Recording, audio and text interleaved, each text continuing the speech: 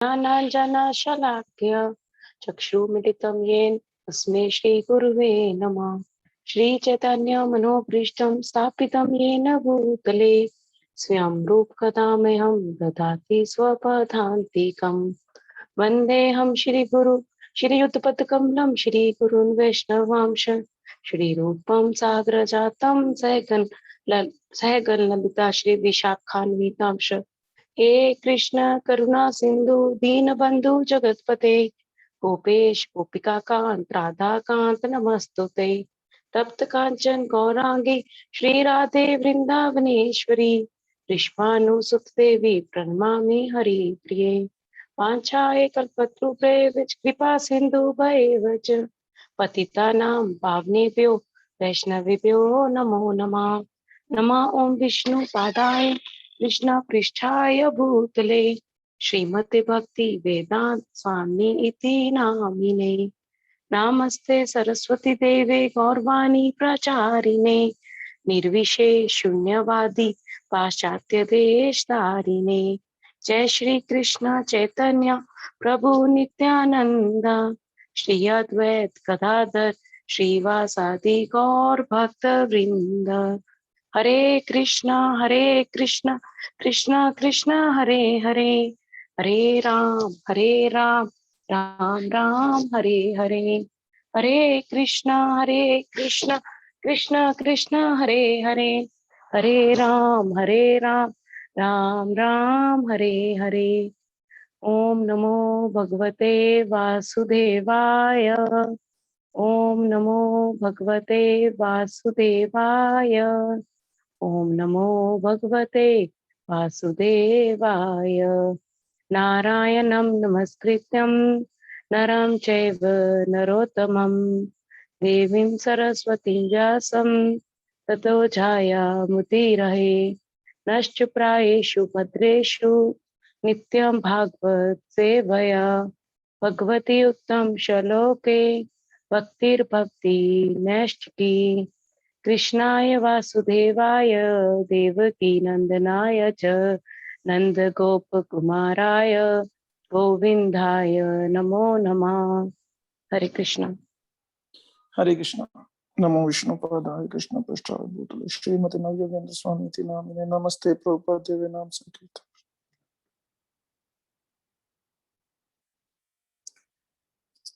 हम सबका स्वागत है पुनः एक बार फिर से। आप लोगों को तंग करने के लिए माफी चाहता हूँ। बार बार कभी दोपहर को कभी शाम को आराम से सो भी नहीं सकते आप लोग। तो हम लोग स्वागत किए सबका श्रीमद् भागवतम की कक्षा में, जिसमें हम लोग चर्चा करेंगे तीसरे स्कंद के ऊपर। तीसरा स्कंद, और कल हमने 25वें अध्याय के लगभग 21 श्लोक किए थे। देखें कितने किए थे? 22 किए प्रभु जी।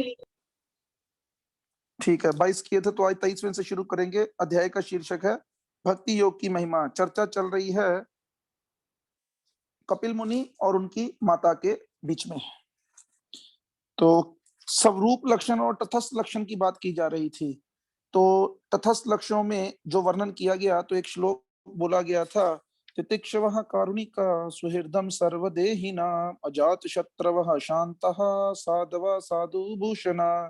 तो ये लक्षण बताए गए साधु के, इनको कहते हैं तटस्थ लक्षण। मतलब ये हर वक्त नजर नहीं आते, लेकिन जो स्वरूप लक्षण है ना, वो हर वक्त नजर आते हैं। और वो क्या थे? मयि अन्येन भावेन भक्तिं कुर्वन्ति ये दृढ़ाम तयक्त कर्मान तयक्त स्वजनः बांधवा। ठीक है, आगे बढ़ते हैं।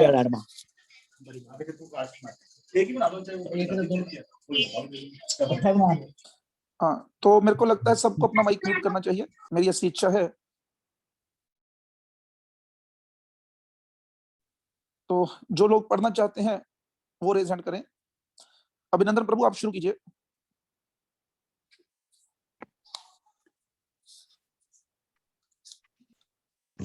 निरंतर मेरे अर्थात पूर्ण पुरुषोत्तम भगवान के कीर्तन तथा श्रवण में संलग्न रहकर साधुगण किसी प्रकार का भौतिक कष्ट नहीं पाते, क्योंकि वे सदैव मेरी लीलाओं तथा कार्यकलापों के विचारों में ही निमग्न रहते हैं।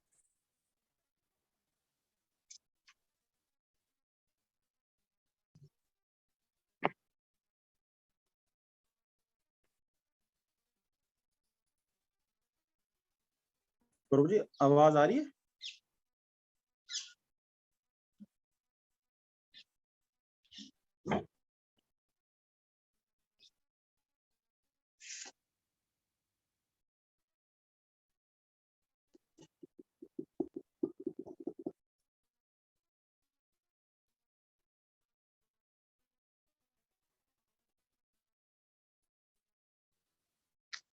हाँ, तो यहाँ पर कारण दिया जा रहा है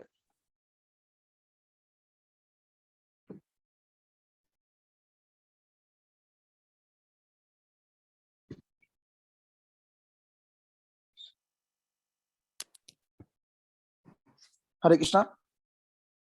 हरे कृष्णा। पहले आवाज नहीं आ रही थी? पहले प्रभु जी आवाज नहीं आ रही थी, अभी आ रही है। ठीक है, तो मैंने प्रश्न किया कि जो आपने पढ़ा उसके हिसाब से बताइए कि कौन सा व्यक्ति भौतिक कष्टों को नहीं पाता। जो प्रभु जी जो भगवान का कीर्तन और श्रवण करता है। लेकिन इसमें जो लिखा है ना, इसमें लिखा है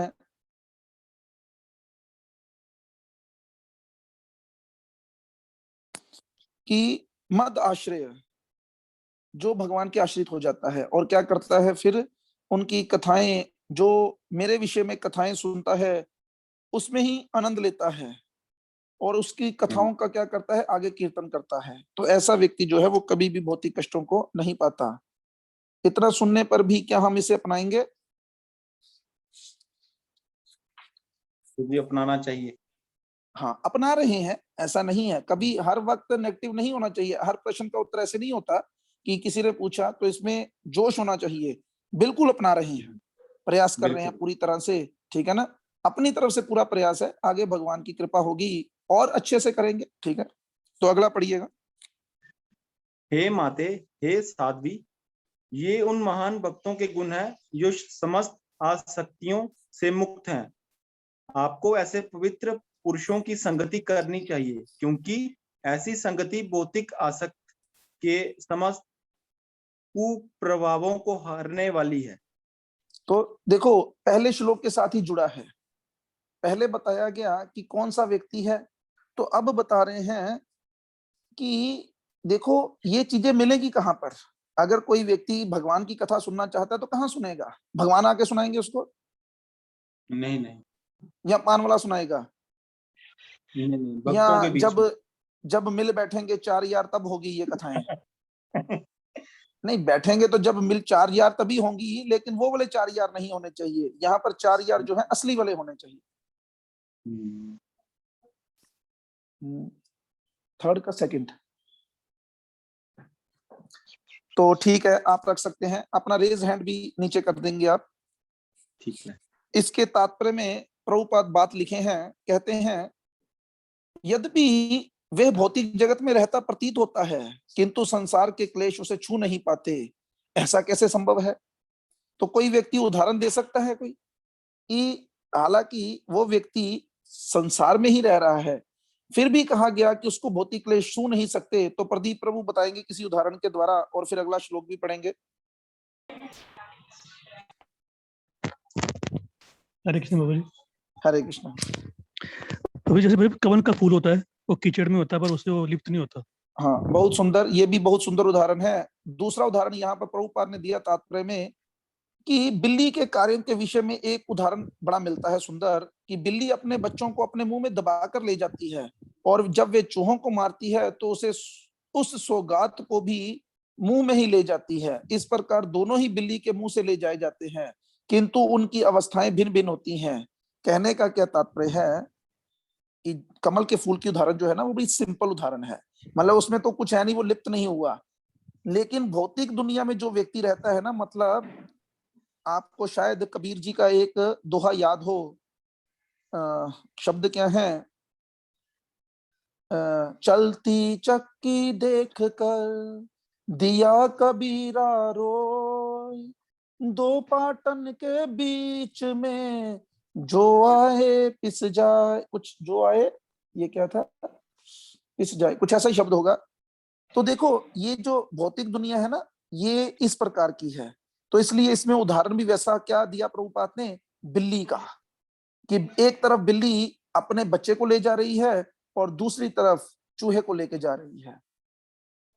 ये दोनों के लिए भौतिक दुनिया हो गई ना, लेकिन एक को आनंद आ रहा है और दूसरे को मृत्यु नजर आ रही है। ठीक है, पढ़िएगा अगला श्लोक। इसमें गंगा और कथा दोनों के बीच डिफरेंस बताया जाएगा। आपके ख्याल से गंगा महान के कथा महान? प्रभु जी कथा महान। नहीं, गंगा महान प्रभु जी, कथा क्यों महान? चलो बताओ। प्रभु जी वो कहते हैं ना कि गंगा तो जब तो उसमें स्नान करेगा तब उसके पाप धुलेंगे, मगर जो कथा सुनेगा तो उसके जो पाप है वो शीघ्र नष्ट हो जाते हैं। तो हाँ, गंगा में जो स्नान करेगा, मतलब गंगा में स्नान करने के लिए अभी आपको सोफे से उठना पड़ेगा, टिकट खरीदनी पड़ेगी या गाड़ी निकालनी पड़ेगी। श्लोक संख्या हम लोग जो पढ़ रहे हैं वो है तीसरे स्कंद का 25वां अध्याय और 25वां श्लोक। तो कथा घर में बैठ के सुन रहे हैं, एक ही सोफे पर दोनों बैठ गए तब भी सुन लेंगे, साथ में सारा परिवार बैठ जाए तब भी सुन लेंगे, लेकिन गंगा स्नान करने के लिए हमें जाना पड़ेगा। तो इस प्रकार अब इस श्लोक के अंदर ये बताया जाएगा, सत्तां प्रसंगात्मं वीर संविदः भवन्ति हत्कर्म रसायन कथा तत्योषनाताशु अपवर्ग वर्तमनि श्रद्धारति भक्ति अनुक्रमिष्यति। ये लास्ट शब्द का मतलब बताइए, अनुक्रमिष्यति।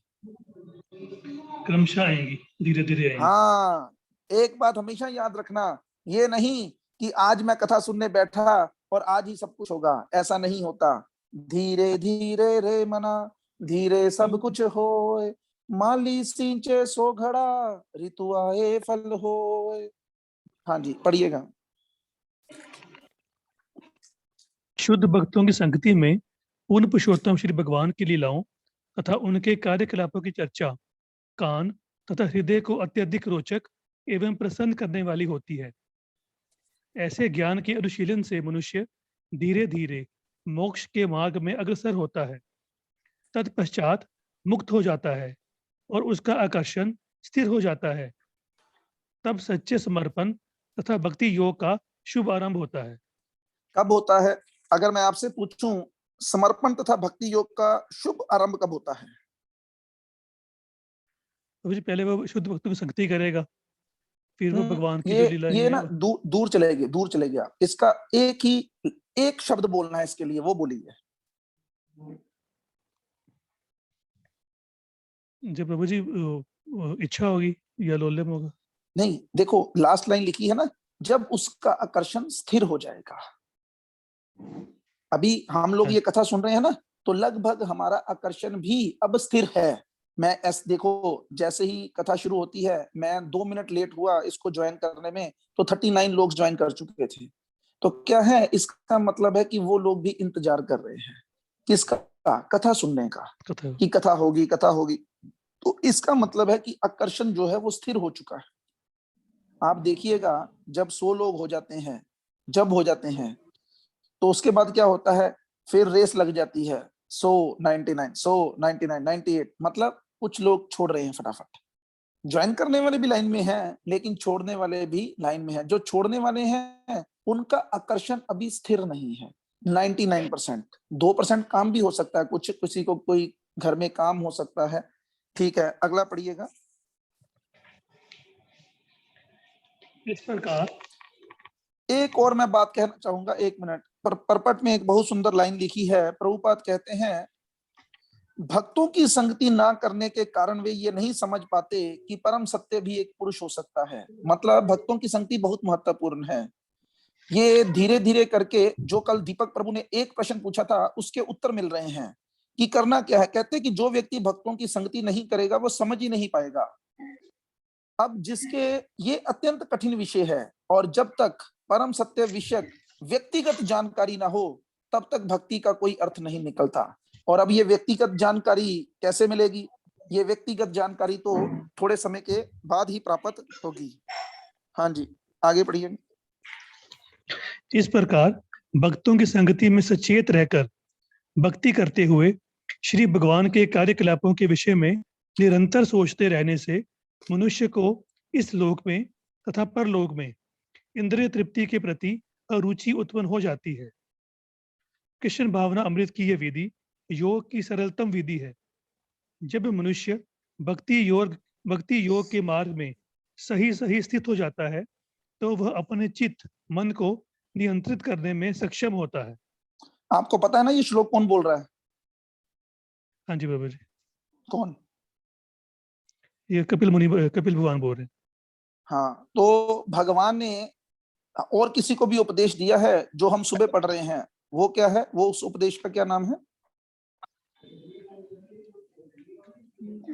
भगवद गीता है। भगवद गीता। और उसमें भगवान अर्जुन को क्या उपदेश दे रहे हैं? कर्म योग। ठीक है, कर्म योग के बाद दिव्य ज्ञान के बाद कर्म कृष्ण भावनामृत में कर्म, और फिर ध्यान योग। और लेकिन यहाँ पर सीधा ही अपनी माँ को क्या बता रहे हैं कि देखो माता, ये जो भक्ति की विधि है ना, ये योग की कौन सी विधि है? सरलतम विधि है। देख लो, इन बातों को ही, इसको कहते हैं कोड वर्ड। इनको ढूंढना होता है। बाकी सब बातें ज्ञान के लिए लेनी है, लेकिन प्रैक्टिकल के लिए, विज्ञान के लिए किसको पकड़ना है? कृष्ण भावनामृत की इस विधि को पकड़ना है। अगर किसी ने इसको पकड़ लिया तो क्या होता है, फिर वो धीरे धीरे करके, उसको ध्यान योग के द्वारा अपने मन को नियंत्रित करने की जरूरत नहीं है, वो अपने आप ही उसका मन जो है वो नियंत्रित हो जाएगा। शब्दों की ओर ध्यान दें। यदि कोई पुण्य कर्म करता है तो उसे स्वर्ग का भागी बताया जाता है, किंतु भक्तों की संगति में रहने वाला एक भक्त भगवान के कार्यकलापों के विषय में चिंतन को, किस तरह उन्होंने सृष्टि उत्पन्न की, किस तरह इसका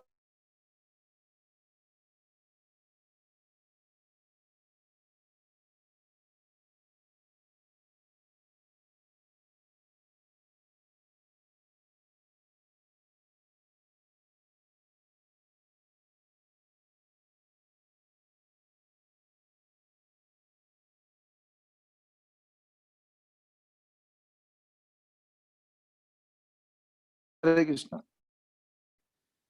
इस तरह भौतिक प्रकृति के गुणों की सेवा में ना लगकर, बल्कि कृष्ण भक्ति विकसित करके, वैराग्य युक्त ज्ञान प्राप्त करके तथा योग के अभ्यास से जिस मनुष्य का मन सदैव पूर्ण पुरुषोत्तम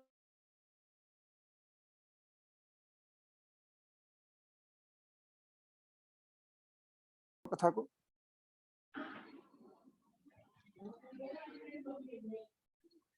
ठीक है, हाँ रिकॉर्डिंग है, ठीक है। तो माता जी आपको एक बार दोबारा पढ़ना है श्लोक को। इस प्रकार भौतिक प्रकृति के गुणों की सेवा में ना लगकर, बल्कि कृष्ण भक्ति विकसित करके, वैराग्य युक्त ज्ञान प्राप्त करके तथा योग के अभ्यास से जिस मनुष्य का मन सदैव पूर्ण पुरुषोत्तम भगवान की भक्तिमय सेवा में स्थिर रहता है, वह मनुष्य इसी जीवन में मेरा साहचर्य संगति प्राप्त कर लेता है, क्योंकि मैं परम पुरुष अर्थात परम सत्य हूँ। तो ये एक मेथड बताया जा रहा है कि जरूरी नहीं है गोलोक वृंदावन धाम जाके ही गाड़ी चलेगी, इस भौतिक जीवन में भी हो सकता है। करने वाला बंदा होना चाहिए। ठीक है, अगला पढ़िएगा एक और। भगवान श्री कपिल का यह देवहूति ने पूछा, मैं किस प्रकार के भक्ति योग का विकास और अभ्यास करूं, जिससे मुझे आपके चरण कमलों की सेवा तत्काल एवं सरलता से प्राप्त हो सके। तो उन्होंने भक्ति योग कहा, तो भक्ति योग में भी कई विधियां हो सकती हैं। ये समझदार व्यक्तियों की निशानी है। देवहूति माता ने क्या पूछा कि आपने मुझसे कहा कि भक्ति योग का विकास करो, ये सरलतम विधि है मुझे पाने की, तो ये तो बताओ कि भक्ति योग का विकास और इसका अभ्यास कैसे करूं। तो अब आगे बढ़ेंगे, तो टीना माता जी आप पढ़ सकते हैं।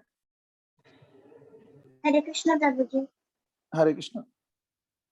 आपने जैसा बताया है कि योग पद्धति का उद्देश्य पूर्ण पुरुषोत्तम भगवान को प्राप्त करने और भौतिक अस्तित्व के पूर्णतया विनाश के लिए है। कृपया मुझे उस योग पद्धति की प्रकृति बतलाएं। उस उत्कृष्ट योग को यथार्थ रूप में कितनी विधियों में से समझा जा सकता है? तो माता का प्रश्न चालू हुआ है। ये प्रश्न हम लोगों के भी हैं, इसीलिए हमेशा मैं एक कथा सुन रहा था, सब लोग बड़े ही ध्यान से इस बात को सुने। ये ज्यादा कहीं बाहर की बात नहीं, अमृतसर की बात है।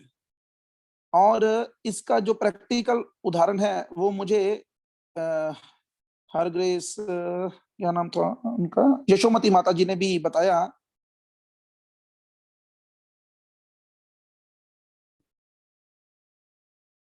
ठीक है, शायद नहीं है वो अभी। क्या हुआ कि एक अमृतसर में एक बार कथा चल रही थी, तो उसमें एक व्यक्ति था, वो प्रश्न करता था। तो वो जो प्रभु जी थे उन्होंने उनको बुलाया और वो गया, कहता है प्रभु जी मेरे मन में बहुत जिज्ञासाएं हैं। तो वो प्रभु जी उत्तर दिए, कहते तुम्हारे मन में जितनी भी जिज्ञासाएं हैं उनको 6 महीने के लिए दफन कर दो अपने मन के अंदर ही, और कथा को ध्यान से सुनो। इन 6 महीनों के बाद, कथा सुनने के बाद, अगर तुम्हारे मन में जो भी जिज्ञासा बाकी रहे वो फिर तुम मेरे पास आना, मैं उसका उत्तर दूंगा। इसी प्रकार से जो यशोमती माता थे उन्होंने भी कनाडा में एक पुजारी से 1970 के बीच में बहुत प्रश्न पूछे, और उसी पुजारी ने भी यही उत्तर दिया कि देखो मैं तुम्हारे सब प्रश्नों के उत्तर नहीं दे सकता, लेकिन मैं तुम्हें एक तरीका बता सकता हूं जिसके माध्यम से तुम्हें सारे प्रश्नों के उत्तर मिल सकते हैं। और वो तरीका क्या है? हरे कृष्ण कृष्ण कृष्ण हरे हरे, हरे राम राम राम हरे हरे। उसी प्रकार वो व्यक्ति खुद बताता है कि मैंने 6 महीने फिर कोई प्रश्न नहीं किया, और 6 महीने के बाद लगभग मेरी सारी जिज्ञासाएं जो थी, जो मेरे को तंग करती थी, वो शांत हो गई। जिज्ञासाएं हमेशा रहनी चाहिए, ऐसा नहीं है, लेकिन 2 प्रकार की जिज्ञासाएं होती हैं। एक होता है संशय कि भगवान आएंगे कि नहीं आएंगे, भगवान मेरी मदद करेंगे कि नहीं करेंगे, मैं भक्ति कर रहा हूं कहीं मैं धोबी का कुत्ता तो नहीं बन जाऊंगा, घर का या ना घाट का। लेकिन जब जिसने 6वें अध्याय को पढ़ लिया, जिसमें भगवान ने बोल दिया अर्जुन इस रास्ते पर चलने वाले व्यक्ति को कभी कोई नुकसान हो ही नहीं सकता, अगर कोई बहुत भक्ति करके फेल होगा तो उसे मैं किसी भक्त परिवार में पैदा कर दूंगा, अगर कम भक्ति करके फेल होगा तो उसे मैं स्वर्ग भेज दूंगा, फिर वो किसी अमीर घर में पैदा हो जाएगा, तो नुकसान तो किसी तरफ नहीं है। दूसरे अध्याय में ही भगवान बता दिए, ना ही अभिक्रम नाशो अस्ति प्रत्यवायु ना विद्यते स्वल्पम अपि अस्य धर्मस्य त्रायतो महतो भयात। इस रास्ते पर की गई थोड़ी सी प्रगति भी व्यक्ति को बहुत बड़े खतरे से बचा लेती है, तो चिंता की कोई बात नहीं है। लेकिन व्यक्ति को इतना समझदार होना चाहिए, जैसे तात्पर्य में बताया गया, ज्ञान योग का लक्ष्य निर्गुण ब्रह्म तेज है। भक्ति योग, तो देखिए जिसमें योग आ जाता है ना, तो वो भक्ति ही है, वो भगवान को ही जानने का तरीका है। निर्गुण ब्रह्म को जानते हैं लोग ज्ञान योग के द्वारा, और हठ योग और ध्यान के द्वारा लोग क्या करते हैं, घटघटवासी उनका परमात्मा हो जाता है। जबकि श्रवण कीर्तन आदि 9 भिन्न विधियों से संपन्न होने वाली भक्ति योग का लक्ष्य परमेश्वर का पूर्ण साक्षात्कार होता है। ये इस तात्पर्य के अंदर बताया गया है। ठीक है, आगे पढ़िएगा क्वेश्चन दोबारा। देवहूति एक और प्रश्न करेगी। प्रिय पुत्र कपिल, मैं तो एक स्त्री हूँ, परम सत्य को समझ पाना मेरे लिए अत्यंत कठिन है, क्योंकि मेरी बुद्धि इतनी कुशाग्र नहीं है। यद्यपि मैं इतनी बुद्धिमान नहीं हूँ, किंतु तो भी यदि आप मुझे कृपया करके समझाएंगे तो मैं उसे समझकर दिव्य सुख का अनुभव कर सकूंगी। लेकिन सच में बताइएगा, आप अपने आप को क्या मानती हैं, इंटेलिजेंट के मूर्ख? झूठ नहीं बोलना, ठीक नहीं है? प्रभु जी, मूर्ख मानते हैं तो अच्छी बात है। हाँ जी, हम कहाँ पे इंटेलिजेंट है? नहीं मैं समझा नहीं आपकी बात। हम, मैंने कहा कि मैं तो मूर्ख हूँ, मैं कहाँ इंटेलिजेंट हूँ। ओके, लेकिन मैं फिर कहता हूं कभी ना आप सब लोग अपने हृदय से ये प्रश्न पूछिएगा। मैं ऐसा मानता हूं कि हम में से प्रत्येक व्यक्ति अपने आप को इंटेलिजेंट मानता है। हम सब यही समझते हैं कि हम अपनी बुद्धि का इस्तेमाल करके भगवान को प्राप्त कर लेंगे, लेकिन इस गलती में ना रहे कोई भी। कुंती महारानी, अब ये देवहूति, दोनों से शिक्षा लेनी चाहिए। भक्ति विनोद ठाकुर, नरोत्तम दास ठाकुर, सब लोग यही बात बोले हैं। अक्षित प्रभु, आप सुन पा रहे हैं? हाँ जी। हाँ प्रभु जी, मैं ये चाहता था कि इसकी सेटिंग इस प्रकार से हो कि जो स्पीकर है वो बोले, जो स्पीकर है ना उसकी आगे आवाज आए। वीडियो।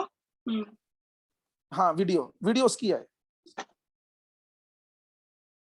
प्रभु जी वो पहले ही हुई होती है, आप रिकॉर्डिंग में ओके, नहीं, जब बोलता है ना कोई, जैसे बोलने वाले की आवाज आ रही है, बोलना जो बोलता है ना वही जो स्पीकर है उसी की मेन फोटो आए। हाँ जी, अगर वीडियो ऑन की होगी तो उनकी आएगी। ओके ठीक है, बिल्कुल ठीक।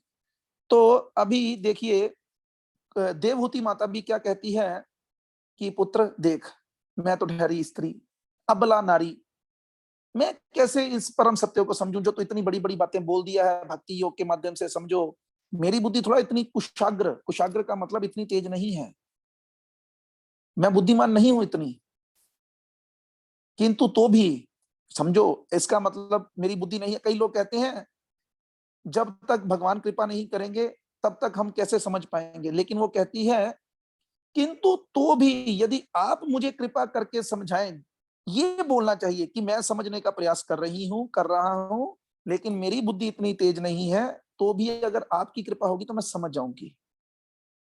ऐसा नहीं, इससे तो पता चल रहा है कि वो क्या कह रही है कि मैं मेहनत करूंगी लेकिन मेरे बस में नहीं है। इसीलिए वो दो उंगलियों को हमेशा याद रखिए, एक उंगली है हमारी मेहनत और दूसरी उंगली है भगवान की मदद। हम लोग क्या चाहते हैं, हम भगवान की मदद चाहते हैं बिना किसी मेहनत के। एक बार एक संत थे, हिज होलीनेस राधानाथ महाराज जी की बुक में ये स्टोरी छपी है अनोखा सफर में, कि ब्रज के एक संत थे, तो महाराज कहते जब मैं जवानी के दिनों में था तब उनके पास गया तो वो छड़ी लेकर घूम रहे थे। तो मैंने कहा कि महात्मा जी आज छड़ी क्यों पकड़ी है? कहते यार नीचे खबर आई है कि नीचे ना बाघ आ गया है, तो कभी भी ऊपर भी आ सकता है। तो कहते छड़ी से भगाएंगे बाघ को? कहते भाई भगाने वाले हम कौन हैं, हम तो कृष्ण को ये बताना चाहते हैं कि हम अपना कर्म कर दिया, अब तू बचा ली बस। तो इसलिए नरोत्तम दास ठाकुर भी कहते हैं पतित पावन हेतु तव अवतार, मौसम पतित प्रभु न पाइबे आर, श्री कृष्ण चैतन्य प्रभु। बात को समझिए, हमें अपने आप को पतित मानना चाहिए, लेकिन हम सबके सब अपने आप को the most intelligent person in this universe ऐसा मानते हैं। ऊपर से ड्रामे कर लेते हैं थोड़े से, नहीं हम तो मूर्ख हैं, लेकिन अंदर ही अंदर सोचते हैं कि इस क्लास का सबसे इंटेलिजेंट बच्चा कौन है, वो मैं ही हूं। ठीक है, अगला पढ़िएगा माता जी। श्री मैत्री मुनि ने कहा, अपनी माता का कथन भगवान श्री कपिल उसका अभिप्राय समझ गए और उसके प्रति दयाद्र हो उठे, क्योंकि उन्होंने उसके शरीर से जन्म लिया था। उन्होंने सांख्य दर्शन का वर्णन किया है, जो शिष्य परंपरा से प्राप्त भक्ति तथा यौगिक साक्षात्कार का एक मिला जुला रूप है। तो आप बताइए उन्होंने किस भक्ति योग का वर्णन करने लगेंगे अब वो? प्रभु जी क्वेश्चन रिपीट करना। अब वो अपनी माँ को किस योग के बारे में बताएंगे, किस दर्शन के बारे में बताएंगे? भगवान जी के दर्शन के बारे में। नहीं, उन्होंने, समझिए प्रश्न को दोबारा, जैसे माता ने प्रश्न किए ना कि आप मुझे भक्ति योग की विधि बताइए, कितनी विधियां हैं, मेरी बुद्धि इतनी नहीं है, ज्यादा मत बता देना, एक आधी बताओ जो मैं पकड़ सकूं। तो अभी मैत्रेय मुनि बता रहे हैं कि भगवान जब उनके इस प्रश्न को सुने तो वो समझ गए कि वो क्या कहना चाहती है, क्योंकि भगवान तो भगवान ठहरे, वो तो सब कुछ जानते थे, और वो उन पर दयालु हो गए। और दयालु होकर अब वो क्या करेंगे, अब उन्हें डैश दर्शन का वर्णन करेंगे, जो शिष्य परंपरा से प्राप्त भक्ति तथा यौगिक साक्षात्कार का एक मिला जुला रूप है। किस दर्शन का सांख्य वर्णन करें? हाँ, सांख्य दर्शन। तो इस दर्शन में क्या होता है मालूम है आपको? नहीं प्रभु। इसमें होता है, आगे नीचे लिखा है, भक्ति तथा योगिक साक्षात्कार, मतलब इसमें दोनों चीजें होती हैं, भक्ति भी होती है और ध्यान भी होता है।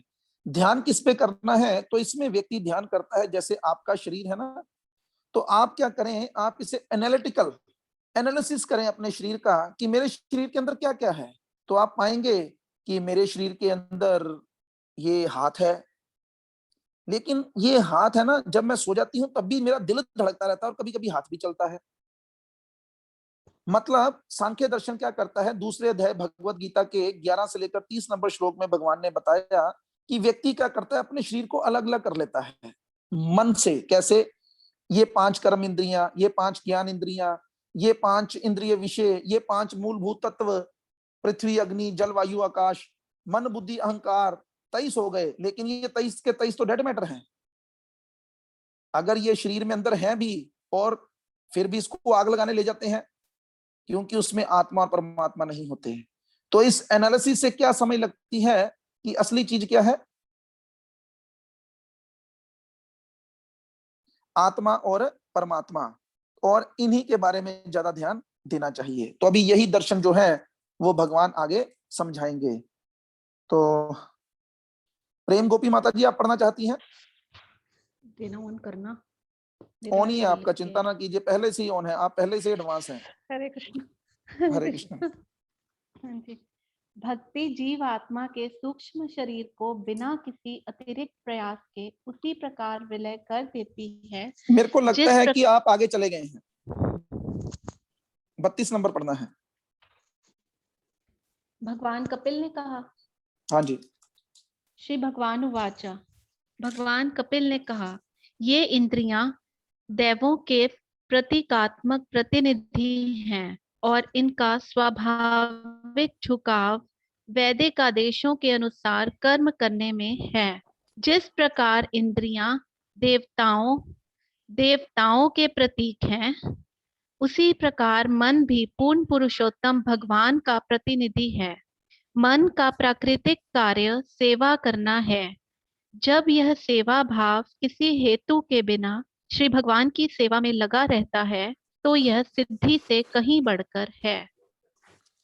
तो आप लोग इसका तात्पर्य घर जाके पढ़ सकते हैं। जो लोग भी कुछ अधिक जानना चाहते हैं, तो अब कुछ श्लोकों के अंदर भगवान बताएंगे कि इस शरीर के बारे में पहले, क्योंकि एनालिटिकल है ना, तो शरीर के बारे में घटनाएं घटेंगी। तो जैसे इसमें आपने पढ़ा, इंद्रियां जो हैं वो देवताओं की प्रतीक है, मतलब इंद्रियां रजोगुणी हैं। इंद्रियां रजोगुणी अहंकार से प्रकट होती हैं, और कई इंद्रिय जो विषय हैं वो तमोगुणी अहंकार से प्रकट होते हैं। लेकिन जो मन है वो सतोगुणी अहंकार से प्रकट होता है। ये बड़ी समझने वाली बात है। इसीलिए कहा गया कि मन को जब कंट्रोल कर लें, मन को जब कृष्ण की सेवा में लगा देना, तो गाड़ी चल जाती है। बेसिकली मन सतोगुणी ही है, लेकिन ये भौतिक संसार में रम कर ये रजोगुणी और तमोगुणी बन जाता है। ठीक है, अगला पढ़िएगा। भक्ति जीव आत्मा के सूक्ष्म शरीर के को बिना किसी अतिरिक्त प्रयास के उसी प्रकार विलय कर देती है, जिस प्रकार जठ राग्नि खाए हुए भोजन को पचा देती है। शब्दों की ओर ध्यान दें। कहते हैं भक्ति क्या करती है, बिना किसी अतिरिक्त प्रयास के, उसे कुछ नहीं करना पड़ता, वो केवल क्या करे, भगवान की सेवा करे इस शरीर के माध्यम से। तो क्या होगा, वो सूक्ष्म शरीर को, ये जो मन बुद्धि और अहंकार सूक्ष्म शरीर है ना, उसके लिए उसे अतिरिक्त प्रयास नहीं करना पड़ेगा, अपने आप ही, क्योंकि उसका मन अब भगवान में रम गया है, तो उसकी गाड़ी चल जाएगी। तात्पर्य में प्रभुपाद लिखते हैं, मुक्ति की अपेक्षा भक्ति उच्चतर स्थिति में होती है। मुक्ति की अपेक्षा भक्ति उच्चतर स्थिति में होती है, क्योंकि भक्ति द्वारा भव बंधन से मुक्ति पाने के मानवीय प्रयास की स्वतः पूर्ति हो जाती है। प्रभुपाद बताते हैं कि जो मुक्ति है, जो भक्ति करते हैं, उनके दरवाजे पर दासी बनकर खड़ी हो जाती है, प्लीज एक्सेप्ट मी। लेकिन भक्त लोग कहते हैं गेट आउट, हमें नहीं चाहिए। तो ठीक है, इंद्रद्युम्न प्रभु है माता जी?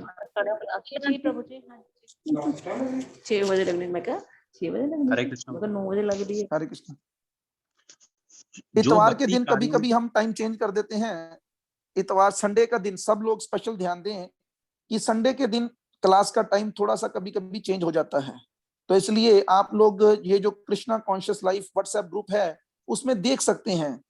देखिए 5 मिनट जो आप व्हाट्सएप चलाते हैं तो उसमें इस ग्रुप के अंदर जो मैसेज आते हैं ना वो क्वालिटी वाइज दूसरे ग्रुपों से अच्छे होते हैं।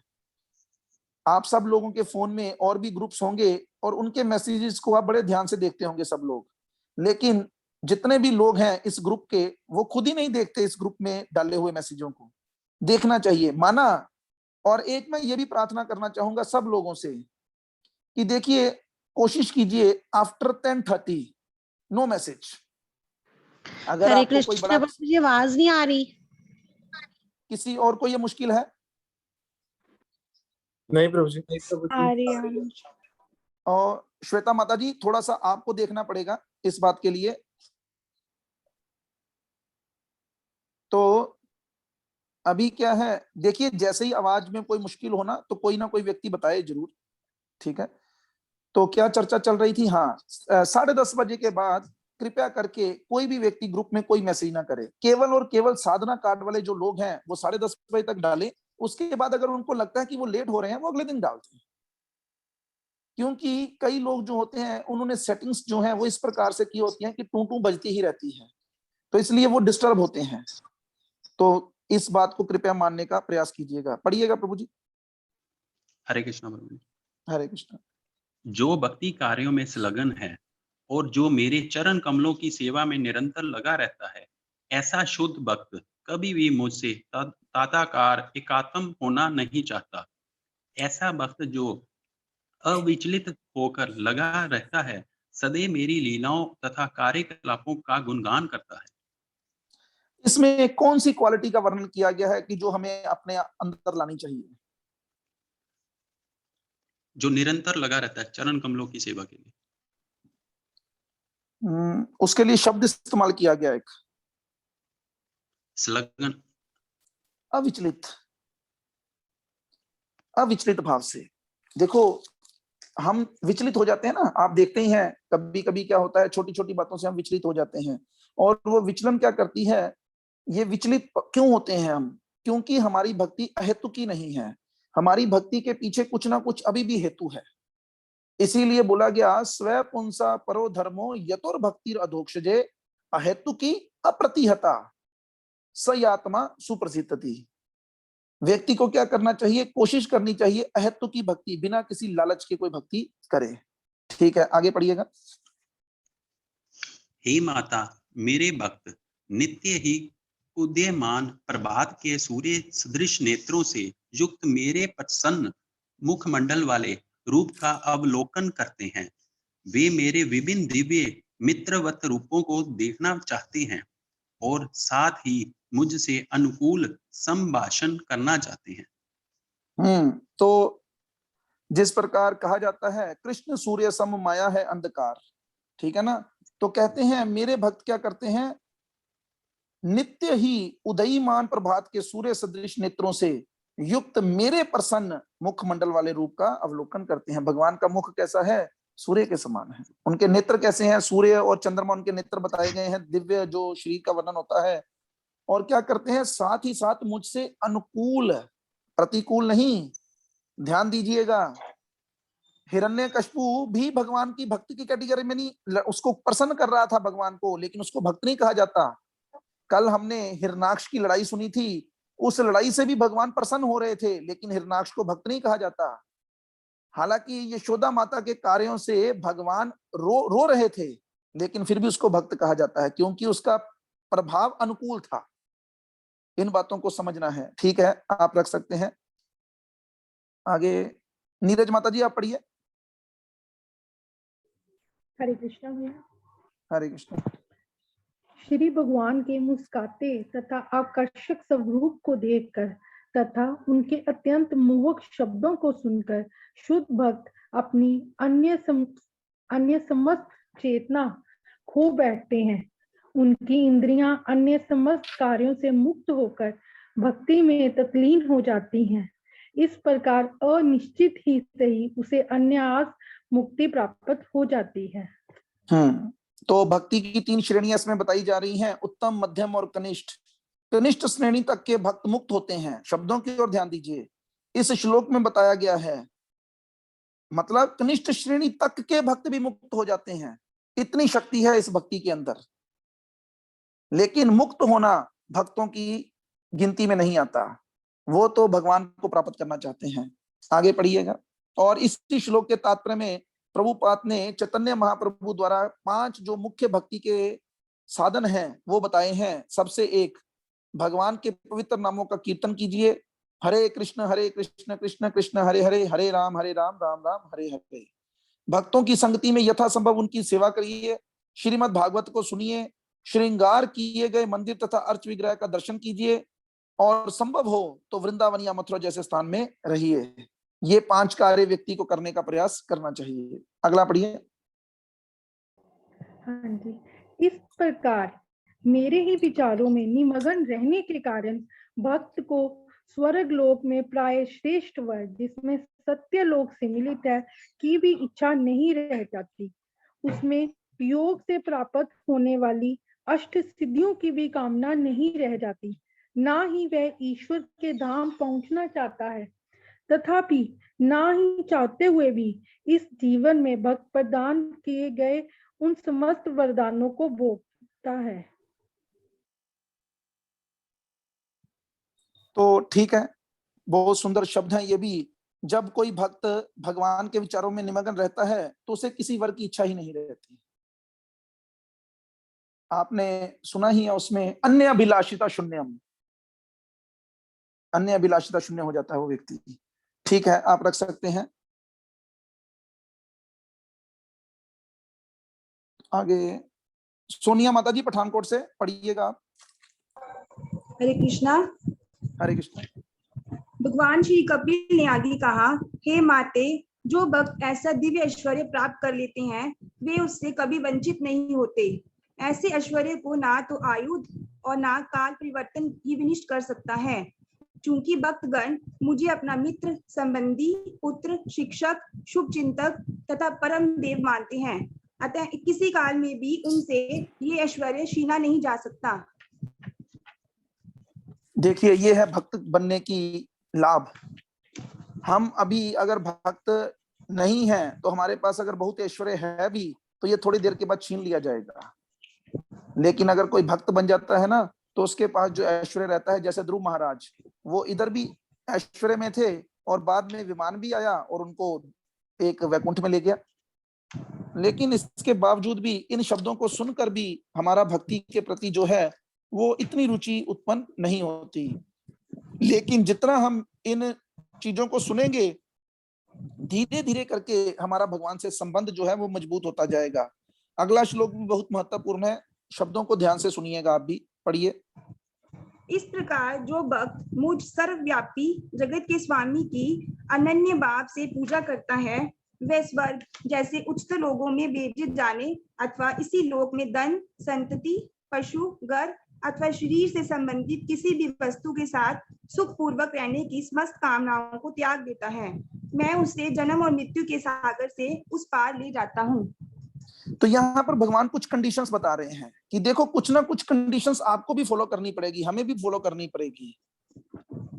देखो, एक लाइन लिखी है, भगवान चैतन्य ने संस्तुति की है कि जो मनुष्य जन्म तथा मृत्यु से परे जाना चाहता है उसे कोई भौतिक संपत्ति नहीं रखनी चाहिए। तो अच्छा चलो एक काम करो, अगर आप रख लोगे तो ले जाओगे? नहीं। तो इससे अच्छा ना फिर लेके रखो ही ना। अभी चक्कर क्या है, ये बातों से नहीं हो सकता। अगर किसी को कहा जाए ना कि तुम कुछ छोड़ दो तो वो नहीं छोड़ पाएगा। इसलिए छोड़ने के लिए कभी कुछ नहीं कहना। किसके लिए कहना है? जोड़ने के लिए। अभी आपके कितने हाथ हैं? 4 के 6? 2 हैं। तो अभी 2 हाथों में अगर आपको चांदी पकड़ा दी जाए तो आप पकड़ेंगे कि नहीं पकड़ेंगे? हाँ जी।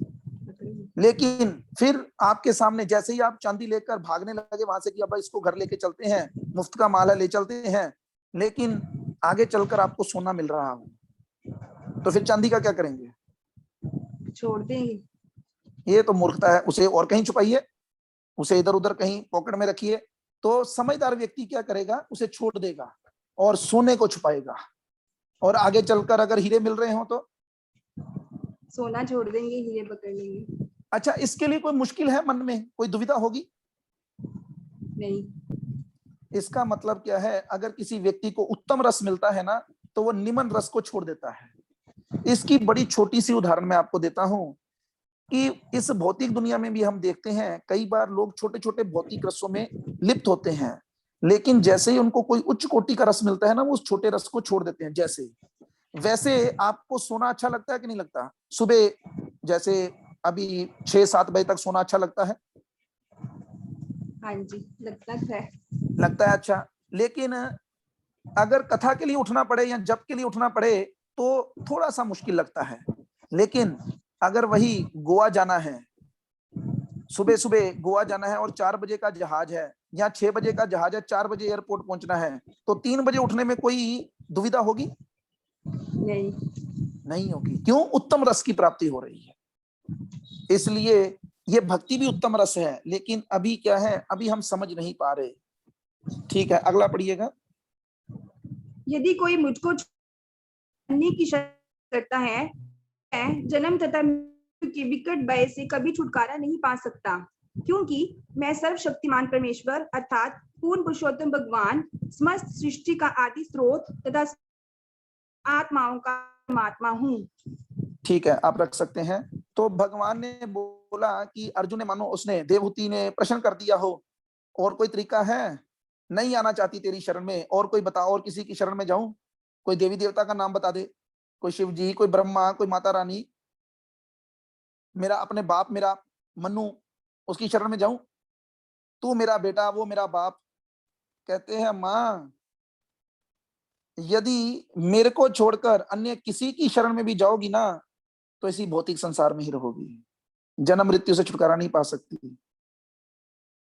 इसीलिए भगवान ने कहा है अनन्य भक्ति।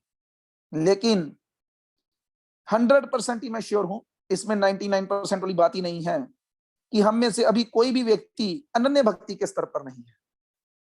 अभी अगर किसी को जज करना है ना इस बात को कि मैं अनन्य भक्ति पे हूं कि नहीं हूं, तो वो जज कर सकता है कि जितने भी साल में व्रत आते हैं ना, और उनको पालन करने में हम अगर रुचि रख रहे हैं, तो उससे ही पता चल जाता है कि कहीं ना कहीं अभी भी हमारे मन में डर है कि अगर मैंने कौन सी रोटी आती है, बई रोटी नहीं, क्या बोलते हैं उसको, मिट्टी नहीं, क्या कोई बताए माता जी उनका नाम? कौन सी रोटी होती है वो जिसका व्रत वो लोग रखते हैं, कुछ लोग? बासरा, कौन सा? ठंडी रोटी, बासरा कहते हैं। चलो जो भी कहते हैं, ठीक है, अलग अलग नाम आ गए सामने। तो इसका मतलब क्या है, अभी भी उनके मन में क्या है, कुछ और भावनाएं हैं। अरे भगवान बोले भगवत गीता में, तुम यार अनन्य चिंतन तो माम हो जाओ बस, ये जना पर उपासते ते शाम नित्य अभियुक्ता नाम योग कशेम वहाम्यम। अभी देख सकते हैं कुछ लोग आजकल वैसे भी माताएं हो या प्रभु जी हो, तो पैंटें भी ऊंची चलती हैं, और जो माता जी के लोग कपड़े होते हैं वो भी इसके गिट, जो टक क्या बोलते हैं, गिट्टों को क्या बोलेंगे इंग्लिश में? ये गिट्टा बड़ा पंजाबी सा शब्द लगा मुझे आज बोलने में। टखना, टखना, टखना, टखना, टखना, टखना जी, टखना, चखना नहीं। और बाद में ये जो शब्द इस्तेमाल किया ना टखना, इसको लोगों ने, कईयों ने और कुछ समझ लेना है। तो आप देखिएगा 90% लोगों के ना वहां पर काला धागा बंधा होता है। होंगे भक्त, लेकिन काला धागा बांध के चल रहे होंगे। काला धागा बांधने का मतलब है कि वहां पर उनके, आजकल सबके दर्द चल रही है घुटनों में, लेग्स में, तो उनको लगता है कि ये काला धागा मुझे ठीक कर देगा। ठीक है, कौन पढ़ रहा था अभी? वो ठीक है। उसके बाद रितिका माता जी आप पढ़िए। हरे कृष्णा भैया। हरे कृष्णा। अतः जिन व्यक्तियों के मन भगवान में स्थिर है, वे भक्ति का तीव्र अभ्यास करते हैं। जीवन की अंतिम सिद्धि प्राप्त करने का यही एकमात्र साधन। माता जी कौन सा श्लोक पढ़ रहे हैं आप? 44। बड़ी आगे चले गए 43 रह गया। 42 भी रह गया अभी। इससे क्या साबित करना है? इससे मैं क्या साबित करूं? आप ज्यादा तेज भाग रहे हैं। ठीक है, पढ़िएगा। ये मेरी श्रेष्ठता है कि बड़ी सुंदर एक लेक्चर सुना, दूसरे लेक्चर में ये बात आई। ये एक बार मैं पहले भी सुना था किसी आउट ऑफ इस्कॉन का लेक्चर, तो कल भी किसी ने मेरे को लिंक भेजा तो मैं सुन रहा था, तो उसमें भी उन्होंने एक शब्द इस्तेमाल किए। क्या कहते हैं? मेरी आपसे प्रार्थना है। क्या प्रार्थना है? मेरे साथ चलिएगा। कहाँ चलिएगा? मेरे साथ चलिएगा। तो अक्सर कई बार क्या होता है, आप नहीं, आपका तो एक पेज आगे फोल्ड हो गया था, वो मैं समझ गया हूं, लेकिन अक्सर लोग कहां पर गलती कर देते हैं, मैं देखा हूं इसको पढ़ते वक्त, जब हम भी किसी की क्लास सुनते हैं, यहाँ लोग पिछले श्लोक में अटके होते हैं, यहाँ लोग अगले श्लोक में भाग जाते हैं। इसीलिए वो लोग बोल रहे हैं कृपया मेरे साथ चलिएगा। हाँ जी, चलिए। ये मेरी श्रेष्ठता है कि मेरे ही बे से हवा बहती है, मेरे ही बे से सूर्य चमकता है, और मेघों का राजा इंद्र मेरे ही बे से वर्षा करता है, मेरे ही बे से अग्नि जलती है, और मेरे ही बे से मृत्यु इतनी जानने लेती है। तो ये भगवत गीता का ज्ञान है। बेसिकली देवती माता पूछी ना कि और किसी की शरण में चली जाती हूँ, वो कहते किसकी शरण में जाएगी, सब मेरे अंडर काम करते हैं, तू मेरी माँ है, तेरे को ये राज की बात बता रहा हूँ। और आपको भी एक राज की बात बताऊं? हाँ जी। आपको एक राज की बात बताता हूँ। देखो कि बड़ी जल्दी ना ये भी चैनल जो है ना ये मशहूर होने वाला है, तो जो लोग तो अपनी वीडियो ऑन करते हैं ना वो भी मशहूर हो जाएंगे, लेकिन आप उस मशहूरी से फिर वंचित रह जाएंगी। इसलिए समय रहते, क्योंकि बाद में मैं इस चैनल की सेटिंग इस प्रकार से कर दूंगा कि जो लोग वीडियो ऑन नहीं करते उनकी वीडियो ऑन ही ना हो। और देखिए, हर व्यक्ति की इच्छा है, हर व्यक्ति अपने आप को हीरो हीरोइन के तौर पर ही देखता है, तो ये तो बढ़िया मौका है ना, सब लोग अपने आप को पेश करें। मैं नहीं कहता कि आप ऐसे भी बैठ जाएं, ठीक है, अगर आपको लगता है कि नहीं अगर वीडियो ऑन करनी है तो सज के बैठना चाहिए, सज के बैठिए, रोज नया सूट डालिए, दिन में 2-2 सूट चेंज कीजिए, अगर किसी को ऐसी भावना लगती है तो। नहीं तो इस वीडियो के अंदर ऐसी भी है कि अपना जो इंप्रेशन है वो केवल और केवल फेस के ऊपर रखिए। एक घटना घटी, जैसे मैंने एक उसमें देखा था, स्टेटस पे आता है ना, जैसे कि एक लड़का क्या कर रहा था, लैपटॉप पे अपने बॉस के साथ बात कर रहा था, तो ऊपर से उसने क्या डाल के रखा था, कोट डाल के रखा था, टाई भी लगाई हुई थी, और नीचे उसने अपनी टांगों के ऊपर एक प्लेट रखी थी और वो गोभी का फूल काट रहा था, क्योंकि वो गोभी का फूल थोड़ा उसके बॉस को नजर आना है, ठीक है ना। तो ऐसे ही क्या कर सकते हैं कुछ लोग कि ऊपर से वो कुर्ता डाल ले, नीचे से चाहे वो कुछ भी डाले हैं कोई बात नहीं। उसी प्रकार कई लोग क्या कर सकते हैं, केवल अपने बच्चे करते थे ना, अपने मुंह को धो लेते थे बस, बाकी नीचे कोई बात नहीं, जो चलेगा चलता रहे, तो इसी प्रकार भी कर सकते हैं। सस्ता काम बता दिया आपको, ठीक है, आगे पढ़िएगा। योगी जन दिव्य ज्ञान तथा त्याग से युक्त होकर एवं अपने शाश्वत लाभ के लिए मेरे चरण कमलों में शरण लेते हैं, और चूंकि मैं भगवान हूँ अतः वे बेमुक्त होकर भगवत धाम में प्रवेश पाने के लिए पात्र हो जाते हैं।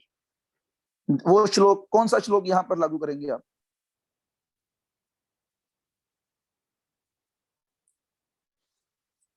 तथ्य अनुकंपा वाला है, क्योंकि उसको कैसे मुक्ति मिल जाएगी, जैसे एक पुत्र को अपने पिता की विरासत मिल जाती है ना, तो कहते हैं जो व्यक्ति भी क्या करता है, मेरे चरण कमलों में शरण ग्रहण कर लेता है, तो करनी चाहिए फिर। अच्छा, आज तक और कोई ऐसी बात बोला आपको, चाहे आपके पिताजी हो, माताजी हो, पति हो, बच्चे हो, कोई ये नहीं कह सकता कि तू मेरी शरण में आ, मैं तुझे कभी दुखी नहीं होने दूंगा, कोई नहीं बोला होगा ऐसे, लेकिन भगवान बोल रहे हैं कि मेरी शरण में आ जाओ, मैं तुम्हें कभी दुखी नहीं होने दूंगा। लेकिन फिर भी इसके बावजूद भी मैं अपनी बात कर रहा हूं इसमें, आप लोग तो भगवान के भक्त हैं सब, कि हम लोगों से नहीं हो पा रहा। ठीक है, अगला भी पढ़िएगा, फिर ये चैप्टर समाप्त हो जाएगा। अतः जिन व्यक्तियों के मन भगवान में स्थिर हैं, वे भक्ति का तीव्र अभ्यास करते हैं। जीवन की अंतिम सिद्धि प्राप्त करने का यही एकमात्र साधन है। इस श्लोक के अंदर सबसे महत्वपूर्ण बात क्या थी इस श्लोक के अंदर? जिनके मन भगवान में स्थिर हो जाते हैं वो जीवन की चरम सिद्धि को प्राप्त। यह महत्वपूर्ण बात नहीं थी। जो भक्ति का तीव्र अभ्यास करते हैं। तो फिर एक अक्षर बोलना है, एक अक्षर ही बोलना है बस, तो क्या बोलेंगे? तीव्र अभ्यास। तीव्र अभ्यास। देखो, भक्ति बड़े लोग करते हैं, आपको पता ही है, कनिष्ठ अधिकारी भी भक्त है, मध्यम अधिकारी भी भक्त है, इसलिए हमें भक्त नहीं बनना, हमें स्पेशल भक्त बनना है। कुछ तो खास करो, कुछ तो ऐसा करो कि जिससे भगवान आपको डिफरेंशिएट कर सकें। अगर साधारण भक्ति बनकर रह गए तो क्या फायदा? कुछ खास। ठीक है, आप खत्म कर सकते हैं, फिर मैं 2 लाइनें पढ़ूंगा इसमें से। जी, इस प्रकार श्रीमद् भागवत के तृतीय स्कंद के अंतर्गत भक्ति योग की महिमा नामक 25वें अध्याय की भक्ति वेदांत तात्पर्य पूर्ण हुए।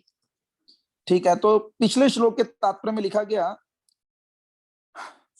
क्या बताया गया, भागवत के प्रथम स्कंद के द्वितीय अध्याय में भी पुष्टि की गई है कि जो व्यक्ति वासुदेव कृष्ण की भक्ति करता है वे पूर्ण दिव्य ज्ञान तथा वैराग्य से युक्त होता है, क्योंकि भक्ति के दोनों पुत्र हैं, ज्ञान और वैराग्य। और इन उपलब्धियों का कोई कारण नहीं बताया जा सकता, वे अहेतुकी बिना कारण मिलती हैं। अगर कोई भक्ति करता है ना तो ये चीजें उसे बिना कारण के ही मिल जाती हैं। जिस प्रकार परमेश्वर तथा गुरु में पूर्ण श्रद्धा होती है उसे वैदिक साहित्य का नहीं, जिस किसी की परमेश्वर तथा गुरु में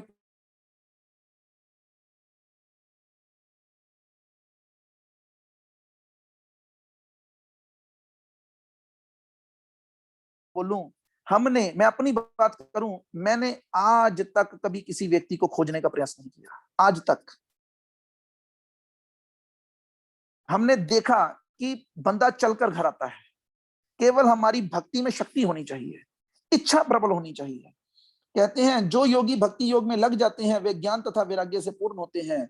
यदि ज्ञान तथा वैराग्य का अभाव हो तो यह समझना चाहिए कि भक्तिमय सेवा में पूर्ण नहीं है। सिंपल सा फंडा। ठीक है, आगे बढ़ते हैं। अध्याय 26। मैं उम्मीद करता हूं कि आप लोगों को इस अध्याय को सुनकर अच्छा लगा होगा। भक्ति योग की महिमा। नहीं भी अच्छा लगा तब भी सुन लीजिए, अब फिर क्या कर सकते हैं। अध्याय 26 का शीर्षक है प्रकृति के मूलभूत सिद्धांत।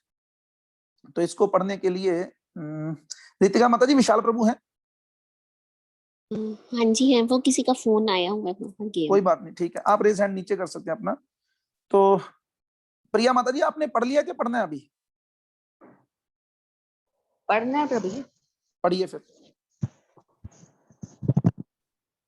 अध्याय 26 प्रकृति के मूलभूत सिद्धांत। भगवान कपिल ने आगे कहा, हे माता, अब मैं तुमसे परम सत्य की विभिन्न कोटियों का वर्णन करूंगा, जिनके जान लेने से कोई भी पुरुष प्रकृति के गुणों के प्रभाव से मुक्त हो सकता है। प्रिया माता जी आपके पास भागवतम की किताबें हैं?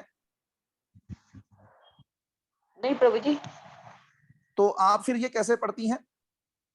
पीडीएफ से। ओके, जो पीडीएफ आपको जैसे भेजी जाती है। ठीक है, अगला पढ़िएगा।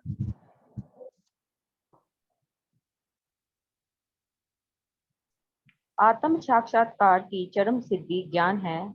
मैं तुमको वह ज्ञान बतलाऊंगा जिससे भौतिक संसार के प्रति आसक्ति की ग्रंथियां कट जाती हैं।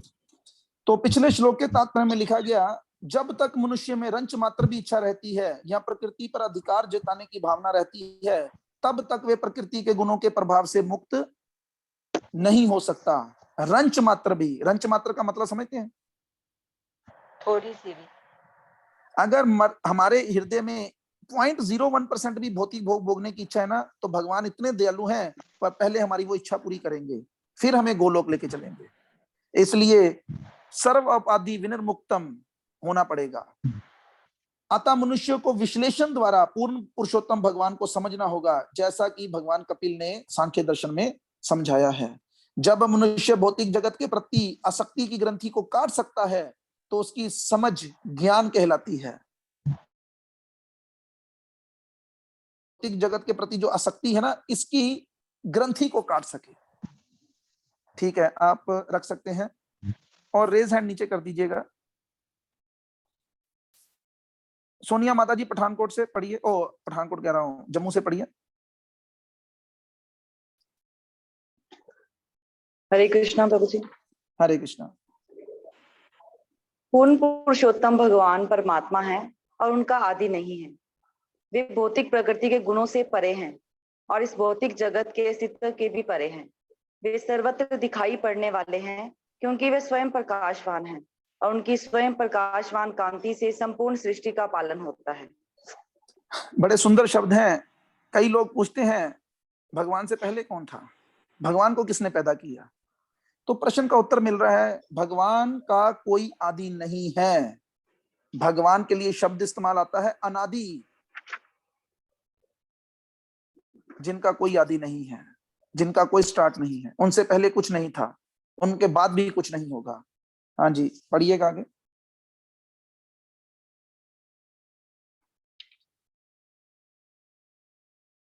हरे कृष्णा, आगे पढ़िए।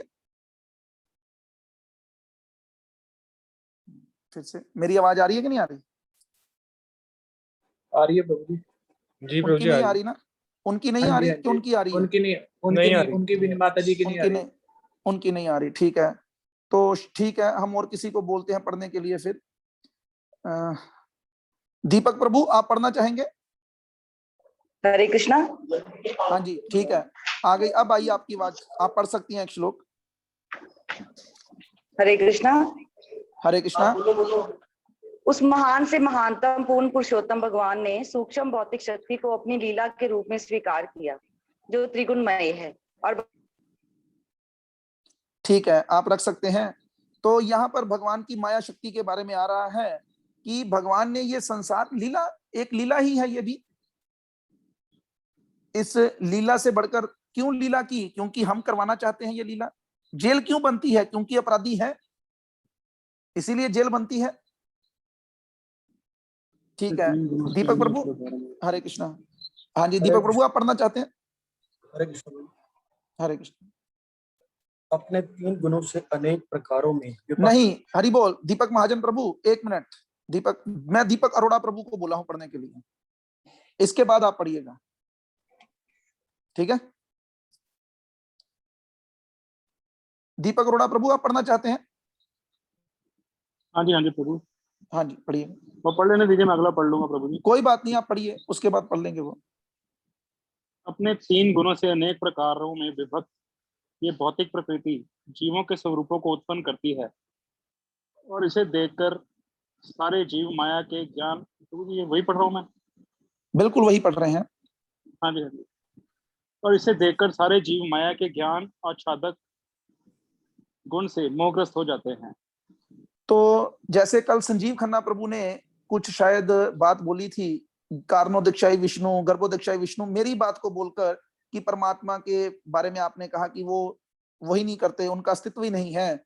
तो मैंने बताया कि आध्यात्मिक दुनिया में, तो देखिए यहाँ पर बेसिकली क्या कर रहे हैं, भगवान कपिल दोबारा से सृष्टि के बारे में वर्णन कर रहे हैं कि क्या होता है, अपने 3 गुणों से अनेक प्रकारों में विभक्त ये भौतिक प्रकृति। तो इसका मतलब क्या है, ये प्रकृति कहां से आई? तो वे समझाते हैं इसको कि आध्यात्मिक दुनिया में, पूरी आध्यात्मिक दुनिया है, उसके साइड में कॉर्नर में एक बादल पड़ा है, जिस बादल के अंदर कुछ भी नहीं है, कोई हलचल नहीं है। जैसे आपके पास कोई बाल्टी पड़ी है और उस बाल्टी के अंदर गंध है, लेकिन अब वो क्या है, गंध नीचे बैठ गया और ऊपर पानी साफ नजर आ रहा है। लेकिन जैसे ही आप पानी को हिलाएंगे तो वो गंध ऊपर आ जाएगा। उसी प्रकार वो जो भौतिक प्रकृति है उस वक्त क्या होती है, बिल्कुल साइलेंट मोड में होती है, तीनों गुण एक समान होते हैं, कोई हलचल नहीं होती, उस वक्त उसको कहते हैं प्रधान। तब भगवान कारणोदीक्षाई विष्णु अपने आप को शिवजी में तब्दील करते हैं, और फिर क्या होता है, शिवजी और उस भौतिक प्रकृति का संग होता है। और फिर क्या होता है, फिर आगे ये प्रकृति जो है, ये प्रधान जो है, ये महातत्व में बदल जाता है, और महातत्व से आगे अहंकार प्रकट होता है। आगे अहंकार अपने आप को 3 भागों में विभाजित कर लेता है। कौन कौन से? सतोगुणी अहंकार, इसको नाम दिए गए हैं तेजस, तामस, और तीसरा क्या था, कोई मदद करे? वी से तेजस, तामस और वैकारिक। हाँ जी, बिल्कुल ठीक। आवाज किसकी थी ये? पायल प्रेम को। ठीक है, तो इस प्रकार से हम समझ सकते हैं इन चीजों को। और आगे यही 3 अहंकार जो हैं, इन्हीं से, सतोगुणी अहंकार से कुछ चीजें प्रकट होती हैं, रजोगुणी से कुछ प्रकट होता है, और तमोगुणी से कुछ प्रकट होता है। यही शब्द यहाँ पर बताए गए, अपने 3 गुणों से अनेक प्रकारों में विभक्त ये भौतिक प्रकृति जीवों के स्वरूप को उत्पन्न करती है, और इसे देखकर सारे जीव माया के ज्ञान आच्छादक गुण से मोहग्रस्त हो जाते हैं। माया क्या करती है, माया के पास 2 शक्तियां हैं। एक, वो ढक लेती है सब कुछ, किसके लिए? अभक्तों के लिए। और दूसरा, वो खोल भी देती है सब कुछ, किसके लिए? भक्तों के लिए। अभी ये 3 गुणों के अगर कंसेप्ट को आपको समझना हो तो जो लोग थोड़ा बहुत पढ़ाई में इंटेलिजेंट हैं वो जानते हैं प्राइमरी कलर कितने होते हैं। प्राइमरी कलर केवल 3 होते हैं और उन 3 कलरों के मिक्सचर से लाखों करोड़ों अरबों कलर बन जाते हैं। उसी प्रकार इन 3 गुणों के मिश्रण से ही इस भौतिक दुनिया के अंदर हम विभिन्न विभिन्न स्वभाव के लोगों को देखते हैं। लेकिन आपने ये अवश्य सुना होगा, किसी ने कहा कि यार आपका स्वभाव उनसे बिल्कुल मिलता है, तो समझ जाइए बेसिकली स्वभाव नहीं मिलता, उनके गुण आपस में मिलते हैं। जिस गुण में दूसरा व्यक्ति है उसी गुण में वो व्यक्ति है। पढ़िएगा आगे प्रभु जी। एक तात्पर्य में प्रभुपाद ने एक लाइन लिखी है, बद्ध जीवों के कष्ट के लिए इस भौतिक जगत की उत्पत्ति क्यों हुई, ये अत्यंत जटिल प्रश्न है। ये प्रश्न आमतौर पे लोग पूछते हैं, भगवान ने यह संसार बनाया ही क्यों? तो ये इसको समझना चाहिए, सरकार ने जेल बनाई ही क्यों? सरकार जेल नहीं बनाना चाहती, लेकिन नागरिक इस प्रकार से कार्य करते हैं कि सरकार को जेल बनाना पड़ता है। उसी प्रकार भगवान इस भौतिक सृष्टि को बनाने के हक में नहीं, लेकिन हम जैसे कुछ नालायक बच्चे जिन्होंने जिद कर ली, नहीं हम भी भोक्ता बनेंगे, हम भी डैडी बनेंगे, तो वो कहते बन जाओ फिर डैडी। डैडी बन के जो तुमने आम खाने वो खा के देख लो। इसमें और भी बड़ा कुछ बताया गया है तात्पर्य के अंदर, नित्य बद्ध जीव होते हैं, नित्य मुक्त जीव होते हैं। तो इस तात्पर्य को पढ़ सकते हैं कुछ लोग अगर उनकी इच्छा हो तो।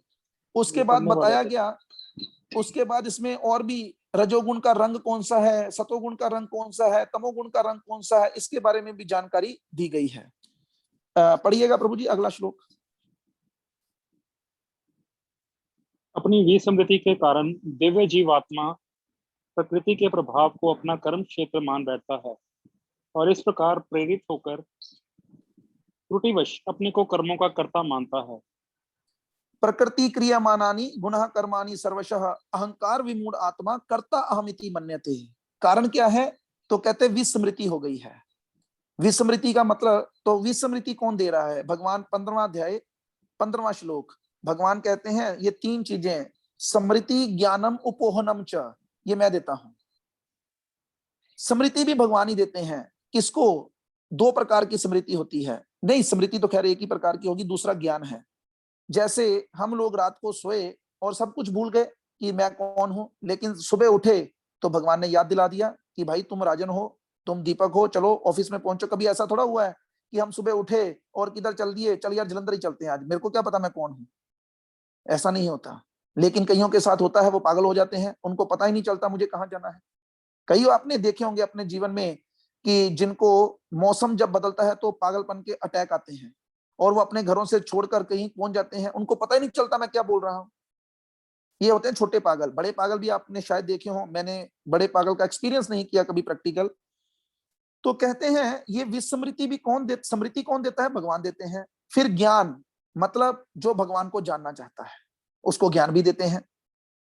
और उपोहनम च, मतलब अगर कोई भगवान को भूलना चाहता है ना, तो वो विस्मृति भी कहां से आती है? वो भी भगवान देते हैं।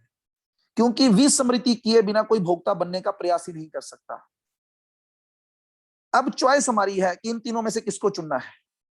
लेकिन सौभाग्यवश कह लो या दुर्भाग्यवश कह लो कि पहले हमने दुर्भाग्यवश किसको चुन लिया? इस विस्मृति को चुन लिया।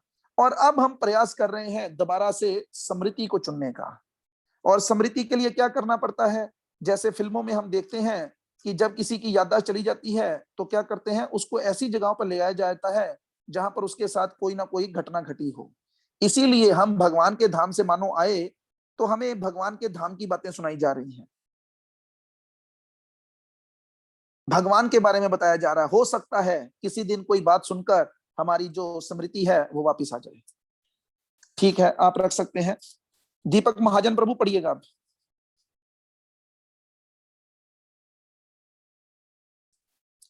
अब कोई व्यक्ति पूछे कि मेरी ये चेतना वापस कैसे आएगी, तो कहते हैं कृष्ण या परमेश्वर को स्वामी के रूप में स्वीकार करने तथा अपनी चेतना को भौतिक से कृष्ण चेतना में बदल देने से मनुष्य मुक्त हो जाता है। काजल माता जी क्या हुआ? दीपक प्रभु चले गए कहीं?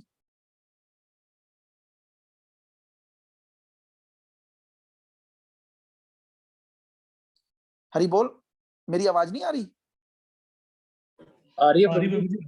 उनकी नहीं आ तो रही। इनको वो बोल ही नहीं रहे अभी तो। हरे कृष्ण हाँ गुरु जी, जी, मैं बोल रहा हूँ हरे आवाज। कृष्ण। आपका माइक ही बंद था तो बोलेंगे कैसे?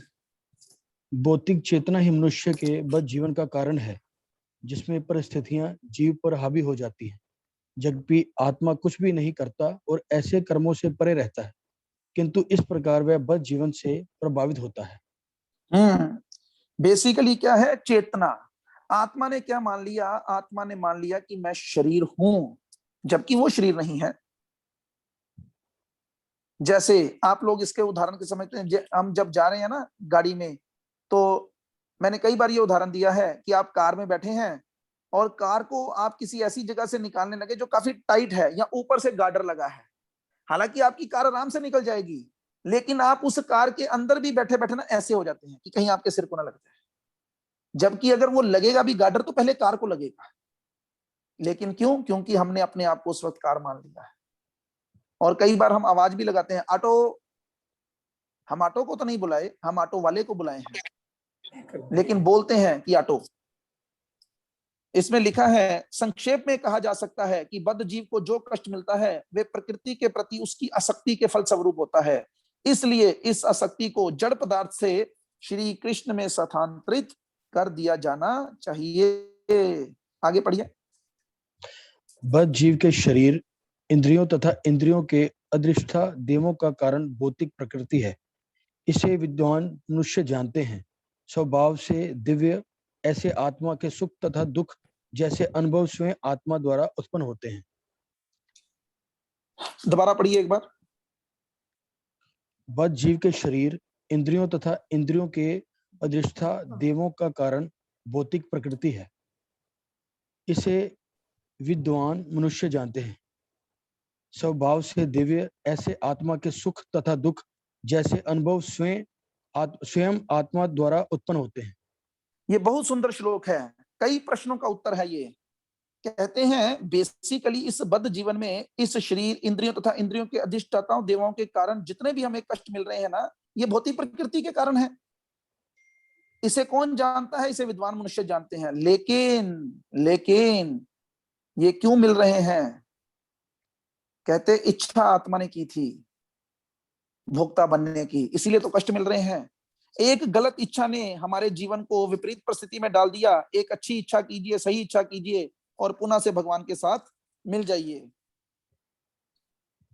जब वे कृष्ण भावनामृत में प्रवृत्त होना चाहता है तो भगवान की आध्यात्मिक शक्ति द्वारा उसे उपयुक्त शरीर प्रदान किया जाता है, और जब वे अपनी इंद्रियों को तुष्ट करना चाहता है तो उसे भौतिक शरीर प्रदान किया जाता है। तो इसमें भगवान कहाँ आ गए? भगवान तो हमारी मदद कर रहे हैं। वो कहते क्या करना तूने, आना मेरी तरफ। कहते नहीं, कहते चल किधर जाना, उधर जाना, ये ले, ये शरीर ले ले। भगवान तो हर तरफ से हमारी मदद करते हैं। अतः आध्यात्मिक शरीर या भौतिक शरीर स्वीकार करना जीव के मन चाहे चुनाव पर निर्भर करता है, किंतु एक बार शरीर स्वीकार कर लेने पर सुख या दुख उठाना पड़ता है। माता जी को दीजिएगा। हरे कृष्ण प्रभु जी। हरे कृष्ण। देवहूतिरुवाच। देवहूति ने कहा, हे कपिल, आप परम पुरुष तथा उनकी शक्तियों के लक्षण कहें, क्योंकि ये दोनों इस प्रकट तथा अप्रकट सृष्टि के कारण हैं। तो इतना ज्ञान लेने के बाद कि भगवान ही सब कुछ है, अब वो कहती है कि भगवान के लक्षण बताओ। तो अब भगवान क्या करते हैं? और अपना ही लक्षण बता रहे हैं। देखो, अभी आपको जानना है कि मुझे क्या पसंद है और आप इधर उधर से पूछते रहे तो मतलब ही नहीं बनता। इसलिए देवहूति भगवान को कैसे जाने, भगवान से ही पूछ रही है। पढ़िएगा अगला। श्री भगवान उवाच। श्री भगवान ने कहा, तीनों गुणों का अप्रकट शाश्वत संयोग ही प्रकट अवस्था का कारण है और प्रधान कहलाता है। जब यह प्रकट अवस्था में होता है तो इसे प्रकृति कहते हैं। देखो, ये बात ही मैं आपको पहले बताया था। वो कहते हैं कि जब ये अप्रकट अवस्था में होता है तो ये प्रधान कहलाता है, और जब ये प्रकट अवस्था में आता है तो इसे प्रकृति या महातत्व कहते हैं। ठीक है, आप रख सकते हैं। हरे कृष्णा। पूजा वर्मा माता जी, आप पढ़िएगा। जैसा कि मैं सांख्य योग का, हरे कृष्णा, सांख्य योग का वर्णन कर चुका हूं कि सांख्य योग का कैसे बताया जाता है, वही वर्णन अब आ रहा है कि इस शरीर के अंदर क्या क्या चीजें पाई जाती हैं। पढ़िएगा। 5 स्थूल तत्व, 5 सूक्ष्म तत्व, 4 अंतःकरण, 5 जनेंद्रियां तथा 5 कर्मेंद्रियां, इन 24 तत्वों का यह समूह प्रधान कहलाता है। तो यहाँ पर अंतःकरण की कितनी चीजें बता दी? 4 चीजें बता दी, जबकि हमने 3 बोली थी, मन, बुद्धि और अहंकार। तो इसमें जो 24वीं चीज जोड़ी है वो है प्रधान।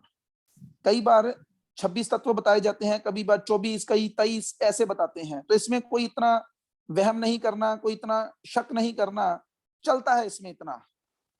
एक आधे 2 तत्वों का फर्क आ भी जाए तो हर प्रकार के व्यक्ति हैं वो अपनी तरफ से इसको गिनते हैं, लेकिन मुख्य कितने हैं? 23 और 2 25। अगर कोई 26 बताए तब भी कोई टेंशन नहीं, अगर कोई 16 बताए तो वो मैं आपको बताऊंगा कि वो कैसे बताते हैं, वो 11वें स्कंद में जाके चर्चा होगी। आगे बढ़िएगा। 5 स्थूल तत्वों के नाम हैं पृथ्वी, जल, अग्नि, वायु तथा आकाश। 0 सूक्ष्म तत्व भी 5 हैं, गंध, स्वाद, रंग, स्पर्श तथा शब्द, ध्वनि। तो ये पहले बताए गए 5 तत्व जिनसे हमारा शरीर बना है, और उसके बाद उन्हीं के, जैसे आप लोगों को शायद अभी ध्यान में है कि नहीं है, सबसे पहले क्या प्रकट हुआ था आपको पता है? सबसे इस भौतिक सृष्टि में जब ये भौतिक सृष्टि की संरचना शुरू होने लगी तो सबसे पहले क्या प्रकट हुआ था? सबसे पहले शब्द प्रकट हुआ था, और शब्द से आकाश हुआ। ऐसे ही था ना? कोई मदद करे? ऐसे ही था ना? हरे कृष्णा। हाँ जी, दिशा माता जी बोलिए। हरे कृष्णा प्रभु जी। एक मिनट रुकिएगा, 1 मिनट। रामप्रिया माता जी, आप कुछ कहना चाहती हैं?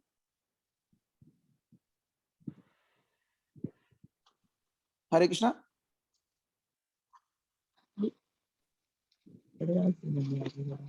ठीक है, शायद नहीं।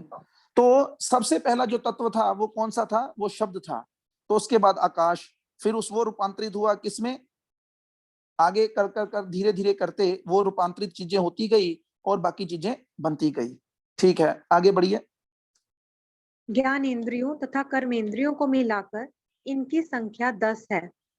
ये है श्रवणेन्द्रिय, स्वादेंद्रिय, स्पर्शेंद्रिय, दृश्येंद्रिय, घ्राणेन्द्रिय, वागेंद्रिय, कार्य करने की इंद्रियां, चलने की इंद्रियां, जननेन्द्रियां तथा मल त्याग इंद्रियां। ठीक है। प्रभु जी हैं? नहीं प्रभु जी। ठीक है, आप रख सकते हैं।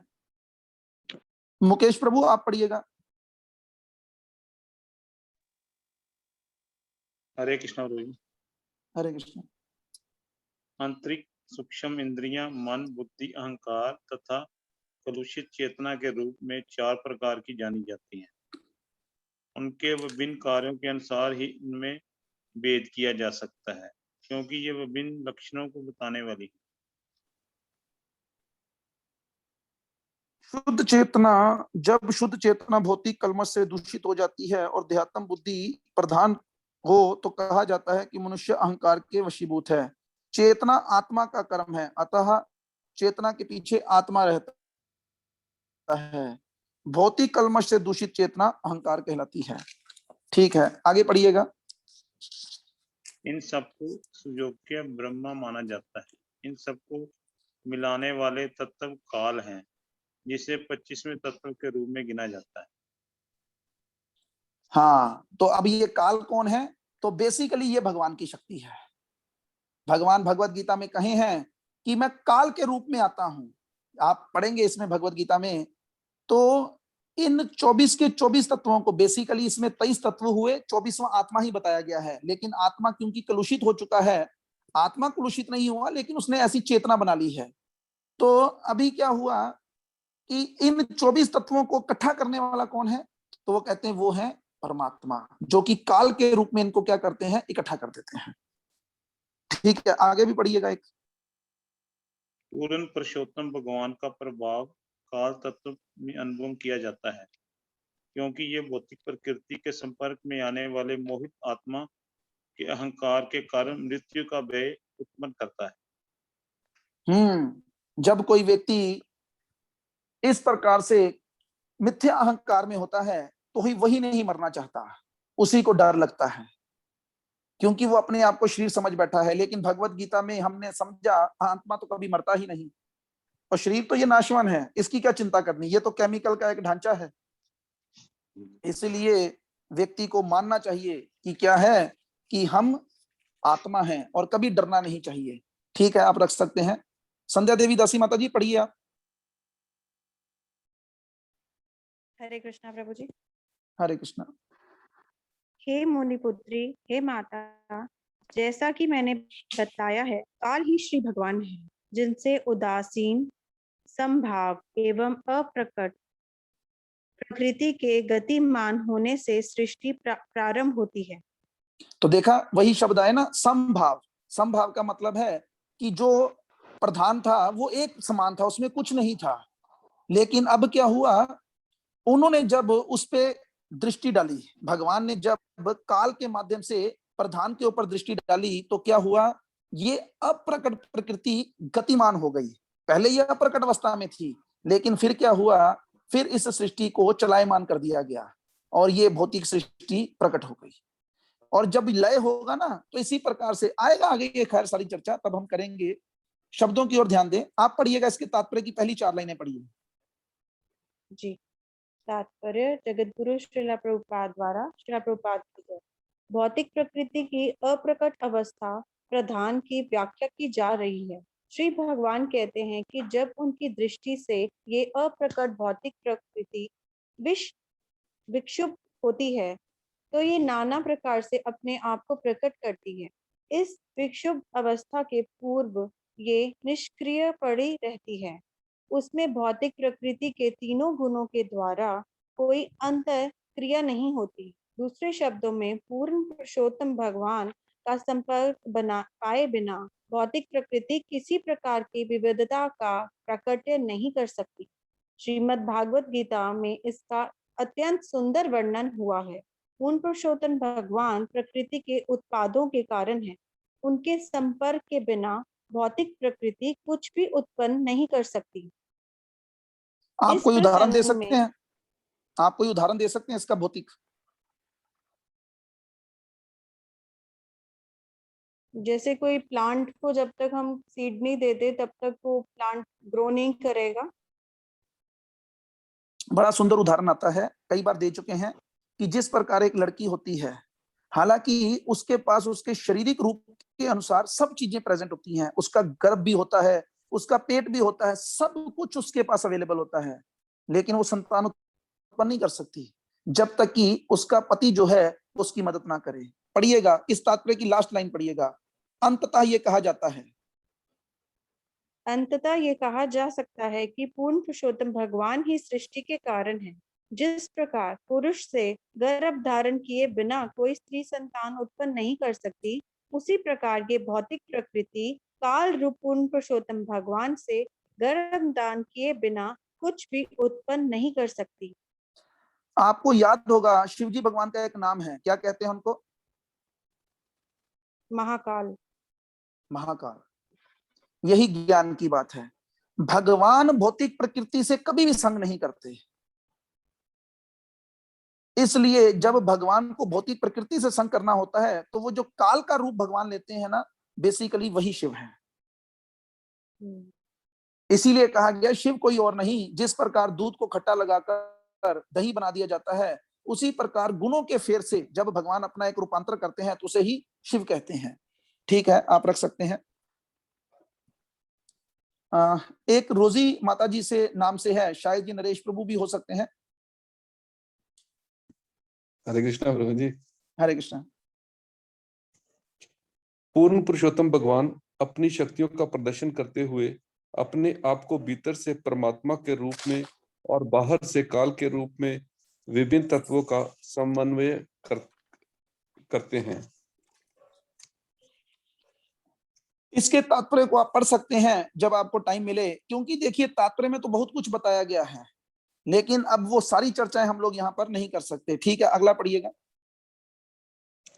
जब पूर्ण पुरुषोत्तम भगवान अपनी अतरंगी शक्ति से भौतिक प्रकृति का गर्भाधान करते हैं, तो भौतिक प्रकृति समग्र विराट बुद्धि को उत्पन्न करती है, जिसे हिरण्य में कहते हैं। यह तब घटित होता है जब भौतिक प्रकृति बद्ध जीवों के गंतव्यों द्वारा शुद्ध की जाती है।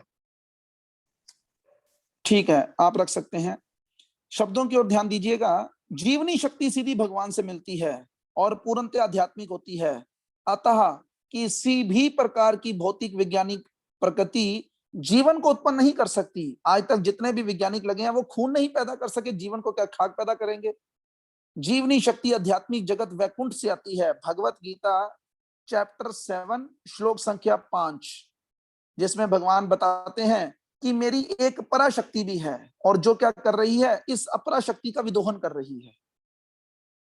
वो इस भावना से आती है कि मैं क्या करूंगी, मैं भोगूंगी। ठीक है, दिशा माता जी आप पढ़िए अगला। इन्हीं 2 श्लोकों के साथ फिर हम आज की वाणी को खत्म कर देंगे, फिर उसके बाद कल देखेंगे। हरे कृष्ण। इस प्रकार तेजस्वी महतत्व जिसके अंदर संपूर्ण ब्रह्मांड समाया हुआ है, जो समस्त दृश्य जगत का मूल है और जो प्रलय के समय भी नष्ट नहीं होता बल्कि अपनी विविधता प्रकट करके उस अंधकार को निगल जाता है जिसने प्रलय के समय तेज को ढक लिया था। देखो कितने सुंदर शब्द हैं। मतलब कि एक चीज भगवान ने रख छोड़ी है जिसको क्या नाम दे दिया गया है, जिसको नाम दे दिया गया है प्रधान। और ये प्रधान क्या करता है, यही सारे भौतिक जगत को, ब्रह्मांड को अपने अंदर संयोजे हुए है। जब भगवान कहते हैं भाई निकाल दे सारा सामान बाहर, वो निकाल देता है। उदाहरण ले लीजिए आप अपनी अपनी दुकानों का, कि आप क्या करते हैं, रात के समय अपनी दुकानों को समेट कर आ जाते हैं और सुबह जाके फिर लगा लेते हैं, और इसे कभी नष्ट नहीं किया जा सकता। अगला पढ़िएगा। सत्व गुण जो श्री भगवान का ज्ञान प्राप्त करने की स्वच्छ सौम्य अवस्था है और जो सामान्यता श्री वासुदेव या चेतना कहलाता है, महतत्व में प्रकट होता है। महातत्व में प्रकट होता है, मतलब पहली चीज निकलती है जिसको कहते हैं सतोगुण, सतोगुणी अहंकार। ये सबसे पहले निकलता है यहाँ पर। ठीक है, 2 श्लोक आ जाएंगे, फिर आ जाएंगे तो आप रख सकते हैं। रामप्रिया देवी दासी जी आप पढ़ना चाहती हैं? हाँ जी, हाँ जी, पढ़िए। महातत्व के प्रकट होने के पश्चात ये वृत्तियां एक साथ प्रकट होती हैं। जिस प्रकार जल पृथ्वी के संसर्ग में आने के पूर्व अपनी स्वाभाविक अवस्था में स्वच्छ, मीठा तथा शांत रहता है, उसी प्रकार विशुद्ध चेतना के विशिष्ट लक्षण पूर्ण, शांत तत्व, स्वच्छता तथा अविकारी तत्व है। हाँ, तो ये बड़ा सुंदर मतलब बताया जा रहा है। क्या मतलब बताया जा रहा है कि देखो, आप सब लोग जानते हैं कि आत्मा तो शुद्ध होती है। जब आत्मा आध्यात्मिक दुनिया से मानो ऊपर से नीचे गिराई गई, उस वक्त उसमें कोई विकार नहीं होता, वो बिल्कुल शुद्ध होती है। उदाहरण दिया जा रहा है, जिस प्रकार बूंद, जब बारिश की बूंद होती है वो बिल्कुल साफ होती है, लेकिन वो जैसे जैसे नीचे आती जाती है, मिट्टी से मिलती जाती है तो मटमैली हो जाती है। उसी प्रकार जब आत्मा स्टार्ट होती है तो वो बिल्कुल सतोगुणी होती है, और अगर उसी वक्त उसको संभाल लिया जाए तो वो आगे प्रगति कर जाती है। लेकिन अगर वो गंदगी में गिर जाए, रजोगुण में चली जाए, तो फिर वो नीचे नीचे नीचे नीचे गर्त होती जाती है। तो एक एक श्लोक को समझने में भगवान की कृपा माननी चाहिए। कितने सुंदर शब्द हैं कि कहते हैं उसी तरह विशुद्ध चेतना के विशिष्ट लक्षण क्या है, शांतवा, स्वच्छतवा और अविकारी। आत्मा अविकारी नहीं होती। ठीक है, पढ़िएगा अगला। महातत्व से भौतिक अहंकार उत्पन्न होता है, जो श्री भगवान की निजी शक्ति से उद्भूत है। भौतिक अहंकार में मुख्य रूप से 3 प्रकार की क्रिया शक्तियां होती हैं, सत्व, रज तथा। इन्हीं तीन प्रकार के भौतिक अहंकार से मन, ज्ञानेंद्रियां, कर्म इंद्रियां तथा स्थूल तत्व उत्पन्न होते हैं। ठीक है, आप रख सकते हैं। तो यहीं पर वाणी को विराम देते हैं। लेकिन अभी इसमें एक बड़ा जबरदस्त मुश्किल थी आज की क्लास में, और वो मुश्किल क्या थी कि आज की क्लास का जो टॉपिक था वो बहुत ही मुश्किल था। इन बातों को समझना आसान काम नहीं है, लेकिन फिर क्या करें, मैदान छोड़कर भाग जाएं। और मैदान छोड़कर जैसे ही भागेंगे तो हमको सब कुछ समझ लग जाएगा। नहीं, ये जीतने का लक्षण नहीं है। और इसमें आप लोग सब लोग दो चीजें समझिए। जैसे मानिए जब ये क्लास शुरू हुई तो 81 लोग तक हुए, तो 81 से अभी 72 लोग हैं। कुछ लोग तो चलो अभी टाइम को देखकर भी चले गए होंगे और कुछ लोगों को ये टॉपिक मुश्किल लगा होगा। कई बार क्या होता है, हमेशा एक बात को याद रखिएगा, अगर किसी व्यक्ति को भगवान जोड़ना नहीं चाहते ना, मतलब अभी हम क्या करें, ये भक्ति रस अमृत सिंधु में हमने पढ़ा था कि कोई व्यक्ति क्या है, अभी उसके पुण्य कर्म इतने उजागर नहीं हुए कि वो इन कथाओं को सुन सके, लेकिन किसी भक्त ने उस पर कृपा की और उसे पकड़ कर ले आया कि नहीं चल तेरे को कथा सुनाता हूं, और मैंने सुनी, बड़ा मजा आया, कल बड़ा मजा आया था, तो वो ले आया उसको। लेकिन आज क्या होगा, वो आ तो गया कथा में, लेकिन उस कथा के अंदर ऐसी वार्तालाप शुरू हो जाएगी कि उस व्यक्ति को लगेगा ये क्या बोली जा रहे हैं, और वो दोबारा उस कथा को कभी नहीं सुनेगा। तो इसके लिए भी किसी को अपने आप को दोषी नहीं मानना चाहिए। दूसरा, जो समझदार लोग होंगे ना, वो क्या करेंगे, वो सोचेंगे कि यार आज तो मेरा पहला दिन था।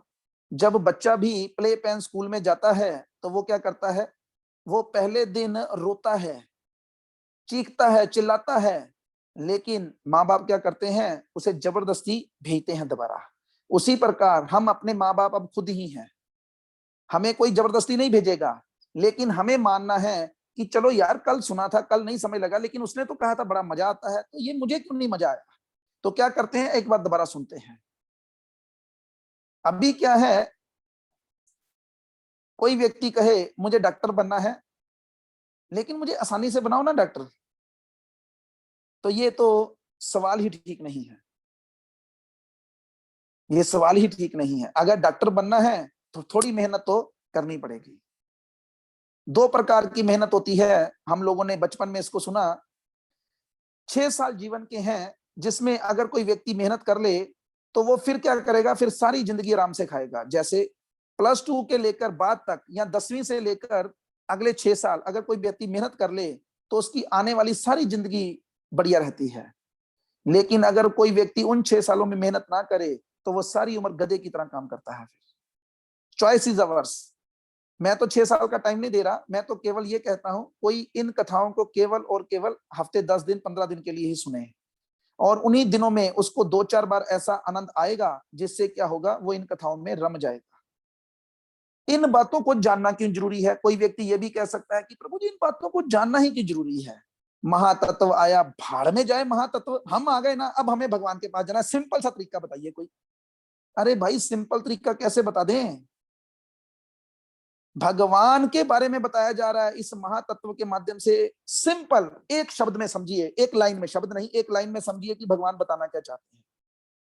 भगवान बताना चाहते हैं कि जो ब्रह्मा जी सबसे प्रथम जीव उत्पन्न होंगे ना, उनकी लाइफ कितनी है, उनकी लाइफ है 43,20,000 साल इंटू 1000 इंटू 100, अपने आप कैलकुलेशन कर लीजिएगा। उसके बाद जो स्वर्ग के देवता हैं उनकी आयु कितनी है, 36,000 साल। हमारी आयु कितनी है, 100 साल। हमारे सामने जो जीव पैदा होते हैं, मक्खियां, मच्छर, उनकी आयु कितनी है, हमारे हिसाब से 1 दिन, 2 दिन, कईयों की 1 घंटा, कईयों की 10 मिनट। लेकिन अब ऊपर की तरफ चलते हैं। भगवान बताना चाहते हैं इस सृष्टि करने के माध्यम से कि ब्रह्मा जी की जो इतनी बड़ी लाइफ है ना, वो मेरे नहीं, भगवान के नहीं, भगवान के अंश के अंश के अंश महाविष्णु के कितने बराबर है कि महाविष्णु केवल श्वास छोड़ते हैं और श्वास लेते हैं, और ये भौतिक सृष्टि हो जाती है और खत्म हो जाती है। ऐसे भगवान को छोड़कर हम इस भौतिक प्रकृति में क्या मजा लेना चाहते हैं। ये है इस सृष्टि पराक्रम के मतलब को समझाने का, कि भाई जानो, पहचानो कि हम इस संसार के जीव नहीं हैं। एक ऋषि हुए जिनका नाम था लोमश ऋषि, उनके यहाँ पर छाती के ऊपर एक बालों का गुच्छा था। एक बार इंद्र आया उनसे मिलने के लिए, लेकिन वो मिल ही नहीं रहे, कहां पर है, उनके पास कोई मोबाइल भी नहीं था। बड़ा ढूंढ रहे पर इंद्र को मिल गया वो बंदा, लोमश ऋषि। अब उस लोमश ऋषि की उम्र कितनी थी, कहते हैं कि जब उनकी छाती का एक बाल टूटता था ना, तो ब्रह्मा जी का 1 दिन पूरा होता था, तब वो बाल टूटता था। मतलब 43,20,000 इंटू 1000, ये है ब्रह्मा जी के 12 घंटे। जब ब्रह्मा जी के 12 घंटे बीतते थे तो उसकी छाती का एक बाल टूट जाता था, और जब तक उसकी छाती के पूरे बाल ना टूट जाते तब तक वो मरने वाला नहीं था। इतनी बड़ी आयु थी उस बंदे की। और इंद्र उससे मिलने के लिए आया और उस बंदे से कहता है कि ऋषि यार कुछ तो सोचो, एक कोई आधार कार्ड ही बना लो अपना, मुझे तुमसे मिलना था, इतना टाइम मेरा खराब कर दिया तुमने, कोई परमानेंट एड्रेस ही रखो अपना, कोई मोबाइल ही ले लो अपने लिए। तब वो ऋषि कहते हैं इंद्र छोटी सी जिंदगी है, इसको भी परमानेंट एड्रेस बनाने में लगा दूं, और हम लोग हैं मच्छरों की तरह मर जाएंगे, मच्छरों की तरह, और इस मच्छरों की तरह जिंदगी में भी मेरी कोठी, मेरे बच्चे, मेरा पैसा, मेरा ये, मेरा वो में लगे हुए हैं। इसीलिए कहा गया है जीव जागो गोरा चांद बोले। भाई ये नींद से जागो, हम ये जो माया रूपी नींद में सोए हैं ना, इससे जागने के लिए ही ये ग्रंथ बने हैं। लेकिन अभी कोई व्यक्ति ये सोचे कि यार मुझे ना कोई गोली नहीं मिलती, ये गोली खिलाओ ना कोई पंसारी की दुकान से लाकर, कि सीधा अंदर पेन ड्राइव को भी आपके पास 25 GB की पेन ड्राइव है, और उस पेन ड्राइव को आपको कंप्यूटर में लगाना है और कंप्यूटर में लगा के ट्रांसफर करना है डाटे को, और कोई कहे इंस्टेंट करके दो, तो मैंने आज तक ऐसा कंप्यूटर नहीं देखा। हो सकता है किसी के पास हो, वो मुझे नहीं पता। इसलिए समय, प्रभुपाद के पास एक व्यक्ति आया, वो व्यक्ति कहता है कि मुझे अभी ज्ञान दीजिए। तो प्रभुपाद हंसने लग पड़े, कहते ऐसे ही उन्होंने एक कहानी सुनाई। कहते एक लड़की थी, उसको कोई बच्चा बड़ा पसंद आ गया, लड़की थी कुंवारी। अब वो अपने घर वालों को कहती मुझे भी ऐसा बच्चा चाहिए, बच्चा दो बच्चा दो बच्चा दो। तो माँ कहती बेटा क्या हो गया, बच्चा ऐसे थोड़ा मिलता है। तो कहती कैसे मिलता है, कहते शादी के बाद मिलता है। तो मेरी शादी करो। अच्छा शादी कर देते हैं। तो शादी, लड़का ढूंढना शुरू किया, शादी फिक्स हो गई, शादी करने लगे, लावे फेरे हो रही हैं। लड़की जाने लगी कार में बैठकर, कार में बैठते ही लड़के को कहती है बच्चा दे बच्चा दे बच्चा दे। वो कहता है कि ये पागल है, किसके साथ शादी कर दी मेरी। तो घर वाले कहते हैं बेटा नहीं नहीं पागल नहीं है, इसको ना बच्चे का भूत सवार हो गया है, तो तुम कोई बात नहीं अब संभालो इसको। तो घर पे आते हैं तो वो समझाता है उसको कि देखो बच्चा होगा, चिंता मत करो। लेकिन आप सब लोग समझदार हैं, बच्चा कब होगा दीपक प्रभु बताएंगे, बच्चा कब होगा। दीपक अरोड़ा प्रभु बच्चा कब होगा।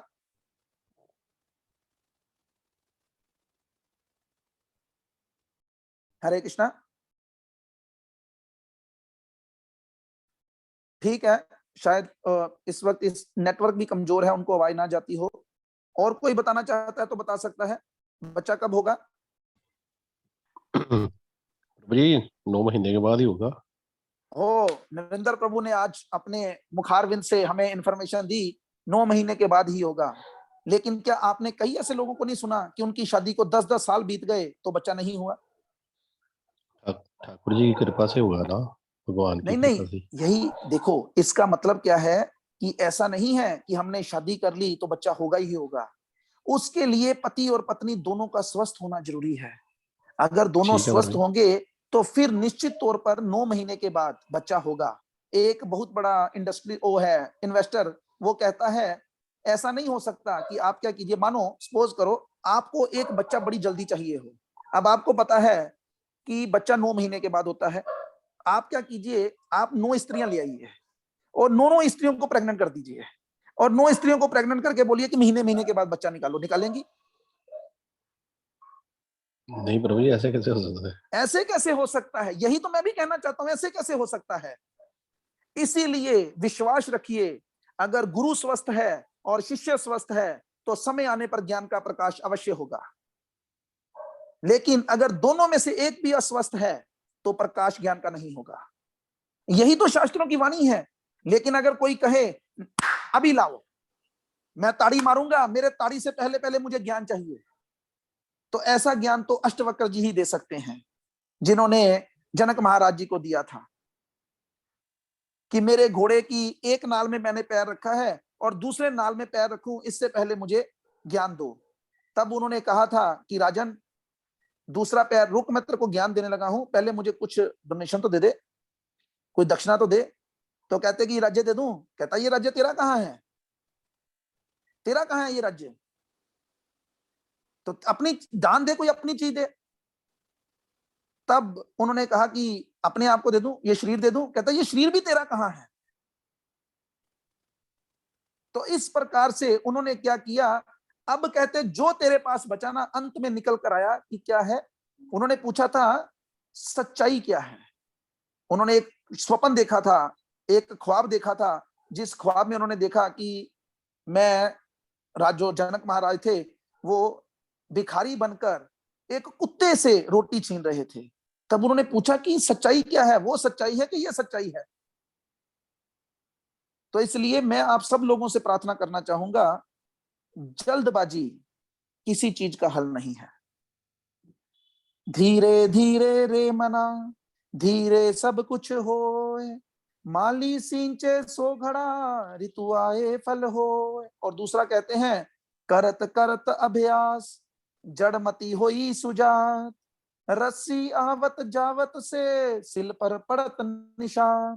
तो इसलिए रस्सी को आने जाने दीजिए, इस ज्ञान की रस्सी को अपने ऊपर रगड़ने दीजिए, और समय आने पर निशान जरूर पड़ेगा। हरे कृष्णा। अब किसी का कोई प्रश्न है तो वो रेज हैंड कर सकता है।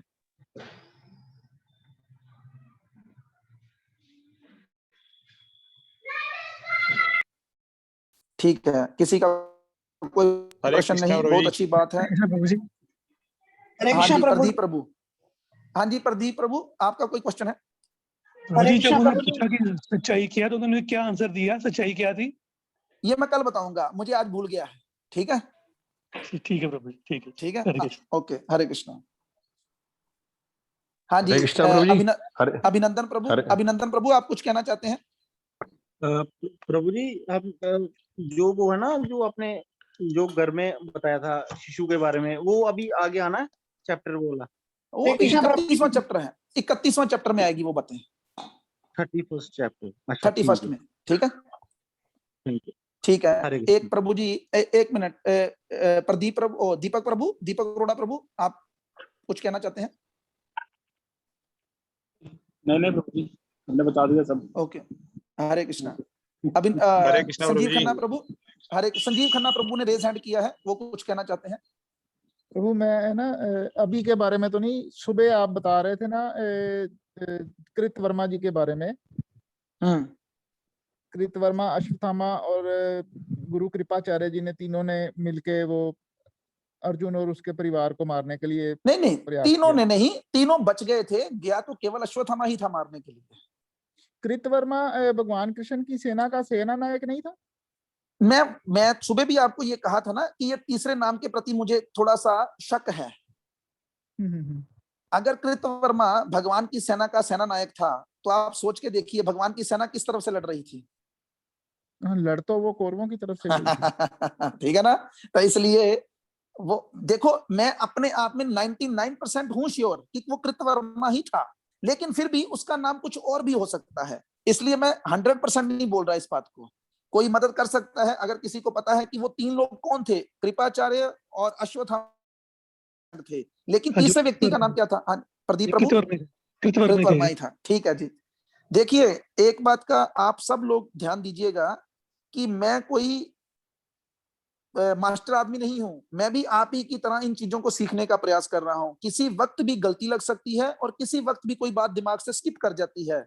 अगर कोई बात मुझसे गलत मेरे मुख से उच्चारित हो जाए तो कभी उसको सीरियस नहीं लेना, ये सोचकर माफ कर देना है कि लगता है जल्दबाजी में बोल गए, और उसको क्लियर कर लेना है। हरे कृष्णा। आप कुछ कहना चाहते हैं? आप इसके बारे में बताइए प्रभु जी। वो वही मेरे मन में एक डाउट था कि कृतवर्मा मेरे हिसाब से था कि वो भगवान कृष्ण की सेना का सेना नायक था।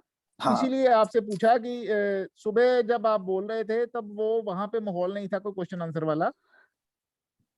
हम ऐसा माहौल बनने ही नहीं देते कि कोई क्वेश्चन आंसर करे क्योंकि क्वेश्चन आंसर करने के बाद व्यक्ति की औकात नजर आ जाती है, और हम अभी अपनी औकात को बना के रखना चाहते हैं। ठीक है ना? तो अब आपको समझ लग गई ना कि कृतवर्मा क्यों उधर था? हाँ, कृतवर्मा तो वो तो मेरे को पता है, लेकिन वो मारने के लिए आया, ये थोड़ा सा मेरे मन में संशय था बस। नहीं नहीं नहीं नहीं, ऐसा नहीं होता। देखिए, एसोसिएशन से दिमाग खराब हो जाता है व्यक्ति का। याद रखिएगा, पृथ्वी का और भगवान का बेटा था कौन? नरक। उसका नाम था नरक, लेकिन वो बाणासुर की संगति में आके असुर बन गया। भगवान का बेटा असुर बन गया। इसलिए एसोसिएशन मैटर्स। अगर आप अपने जीवन को बढ़ाना चाहते हैं, बनाना चाहते हैं, एसोसिएशन के ऊपर ध्यान दीजिए। आपकी एसोसिएशन किसके साथ है? देखो 5 दिन 6 दिन आपने इस क्लास की एसोसिएशन की, आपकी सोच बदल जाएगी। और 5 दिन आप किसी भौतिक व्यक्तियों का संग कर दिया, आपकी तब भी सोच बदल जाएगी। वो तो होता ही है प्रभु। तो इसलिए एसोसिएशन मैटर्स, ठीक है ना? हरे कृष्णा। ठीक है जी, हरे कृष्णा प्रभु। हरे कृष्णा। हरे कृष्णा प्रभु जी। हरे कृष्णा। हरे कृष्णा प्रभु जी। हरे कृष्णा। भक्तों को सादर दंडवत प्रणाम। हरे कृष्णा माता जी। हरे कृष्णा। हरे कृष्णा प्रभु प्रभु जी जी। आपने हरे कृष्णा प्रभु जी। हाँ जी, हाँ जी, हरे कृष्णा प्रभु जी। और प्रभु जी आपने बोला ना, जब बच्चा स्कूल आता है, जैसे पहली बार आता है, इस बार ग्रुप में भी पहले बार आज नए लोग भी आए थे, इस करके भी लेफ्ट हो गए होंगे ना, कि आज आवाज भी सही नहीं थी, आवाज भी सही नहीं थी ना। आज क्या हुआ, आज बाहर मौसम ठीक नहीं है, इसके ऊपर किसी का वश नहीं है। मैं इसके लिए एक ही बात गिनता हूं कि देखो, जिसने आना है ना, उसने भगवान की मर्जी से ही आना है और भगवान की मर्जी से ही चले जाना है। लेकिन हमारा काम क्या है? हमारा काम है प्रयास करना बार बार। हमें अपने प्रयास में कमी नहीं आने देनी। आज आवाज ठीक नहीं है, जिन जिन लोगों को बुलाया था, वो उन सबको फोन करें कि देखो आज आवाज ठीक नहीं थी, कल आवाज ठीक होगी, चिंता मत करो, आ जाओ। ठीक है, कोई बात नहीं प्रभु जी, ठाकुर जी की कृपा से आपके दर्शन करेंगे और साथ में सत्संग भी सुनेंगे। ठीक है जी, आपका धन्यवाद है। आज विकास खन्ना प्रभु भी आए थे, लेकिन मुझे लगता है वो चले गए। नहीं है विकास खन्ना प्रभु, नहीं है विकास खन्ना प्रभु का है, नजर आ रहे हैं। तो ये हमारे, देखिए, हमारे वेल विशरों में से एक जो है ये विकास खन्ना प्रभु भी हैं। इनसे भी हमें बहुत स्नेह प्राप्त हुआ है, तो इनका हम हार्दिक स्वागत करते हैं इस ग्रुप के अंदर। आज ये पक्की बात है, इनको नरेंद्र अरोड़ा प्रभु नहीं बताया है, क्योंकि ये दोनों परम मित्र हैं, दोनों ही हमारे भी परम मित्र हैं। तो इनका हार्दिक स्वागत करते हुए हम लोग सब बोलेंगे हरे कृष्ण हरे कृष्ण कृष्ण हरे हरे, हरे राम राम हरे कृष्ण राम हरे हरे, हरे हरे, हरे कृष्ण। हरे